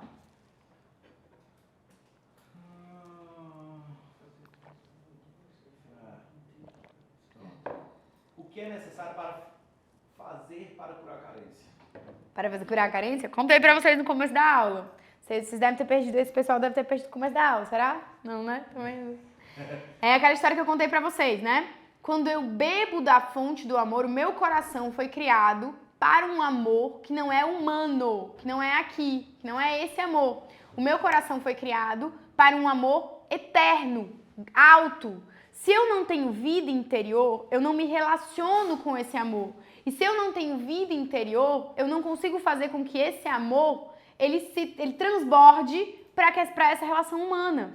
Então eu preciso ter vida interior para que o meu coração, nessa relação com Cristo, né, ele se satisfaça, ele baste, né? Eu falei, isso foi a primeira coisa que a gente falou aqui na aula, que você não vai consertar o seu casamento, mudar o seu marido, né? Tudo isso vai fazer para ter um casamento feliz para você se sentir bem, né? A primeira coisa que você precisa para você transformar o seu relacionamento é buscar na tua vida interior a fonte desse amor. Eu só tenho uma caneta se me dão uma caneta. Só quem pode me dar amor é Cristo. Então só Ele me dá esse amor, só da minha relação com Ele. É por isso que eu disse para vocês que eu não conseguia fazer, eu não achava frutífero, né, uma abordagem materialista, né, do casamento. Para mim, o casamento ele é impossível sem a perspectiva de Cristo, né, sem a perspectiva dessa esponsalidade que brota nele, né, da minha relação de esponsalidade com Ele. Então, é muito difícil mesmo. Tem uma vez um psicólogo, enfim, ele era especialista em comunidades, né? Ele visitou lá o centro do Shalom, né? Aí ele olhou assim e falou assim, olha, isso aqui é filosoficamente, sei lá, psicologicamente impossível, Isso aqui é impossível. Essa forma de vida, ela é impossível, né? Só que ele não contava com o componente de Deus, né? Funciona há 40 anos, né? Funciona antes disso, né? Existiam outras pessoas que convivem, celibatárias, né? Que convivem entre si em comunidades e com formações diferentes, que ele dizia isso. É impossível que pessoas adultas de formação diferentes convivam na mesma casa como irmãos na vida adulta. Ele falava, é impossível, isso aqui antropologicamente é impossível. E não é, porque tem um componente ali, o componente da graça, o componente de Deus. Então eu acredito que o matrimônio, ele só funcione desta forma. Realmente, para o mundo, não tem muito o que falar sobre o matrimônio. É loucura para os homens, né? Apesar de haver uma união natural e a gente conseguir defender politicamente, sociologicamente, cientificamente, por que o matrimônio tem tantas coisas positivas, mas sem essa fonte desse amor, né? Esse amor verdadeiro e eterno que deve ser aprofundado, né? Que deve ser aprofundado a cada dia, né? Ele é, na verdade, impossível. Então, para bater a carência do teu coração, você vai precisar aprender a ter vida interior, né? E você vai precisar beber dessa fonte, desse amor, se sentir plena, inteira, né? Sem tantas necessidades de autogratificação, sem tantas necessidades de domínio, né? Sem forçar uma ação reativa diante da realidade e todas essas coisas que a gente já falou anteriormente, né? Pronto, Maria. Encerra só com um antídoto, convidando ele. Okay. Tá ótimo. Os meninos me deram água, que eu acho que tinha cola aqui dentro.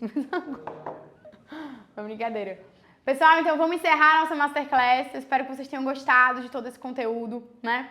Espero que você esteja empolgado, feliz para transformar o teu relacionamento. Eu tô sempre disponível para vocês lá no grupo do WhatsApp, né? Nesse grupo do WhatsApp da Masterclass a gente vai, né, fechar, mas os outros grupos de WhatsApp, no Instagram a gente vai continuar produzindo conteúdo para vocês. No direct eu sempre respondo, então o que vocês precisarem a gente está sempre disponível para vocês, né?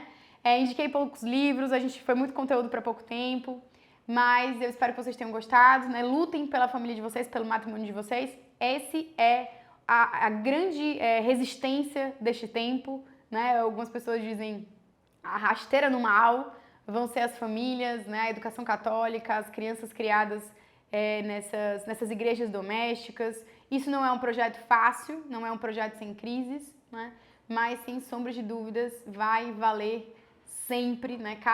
Cada pequeno esforço, cada pequena humilhação, cada pequena dificuldade, né? Então contem comigo, adquiram o antídoto. Se você ainda não adquiriu o antídoto, é uma formação maravilhosa, né?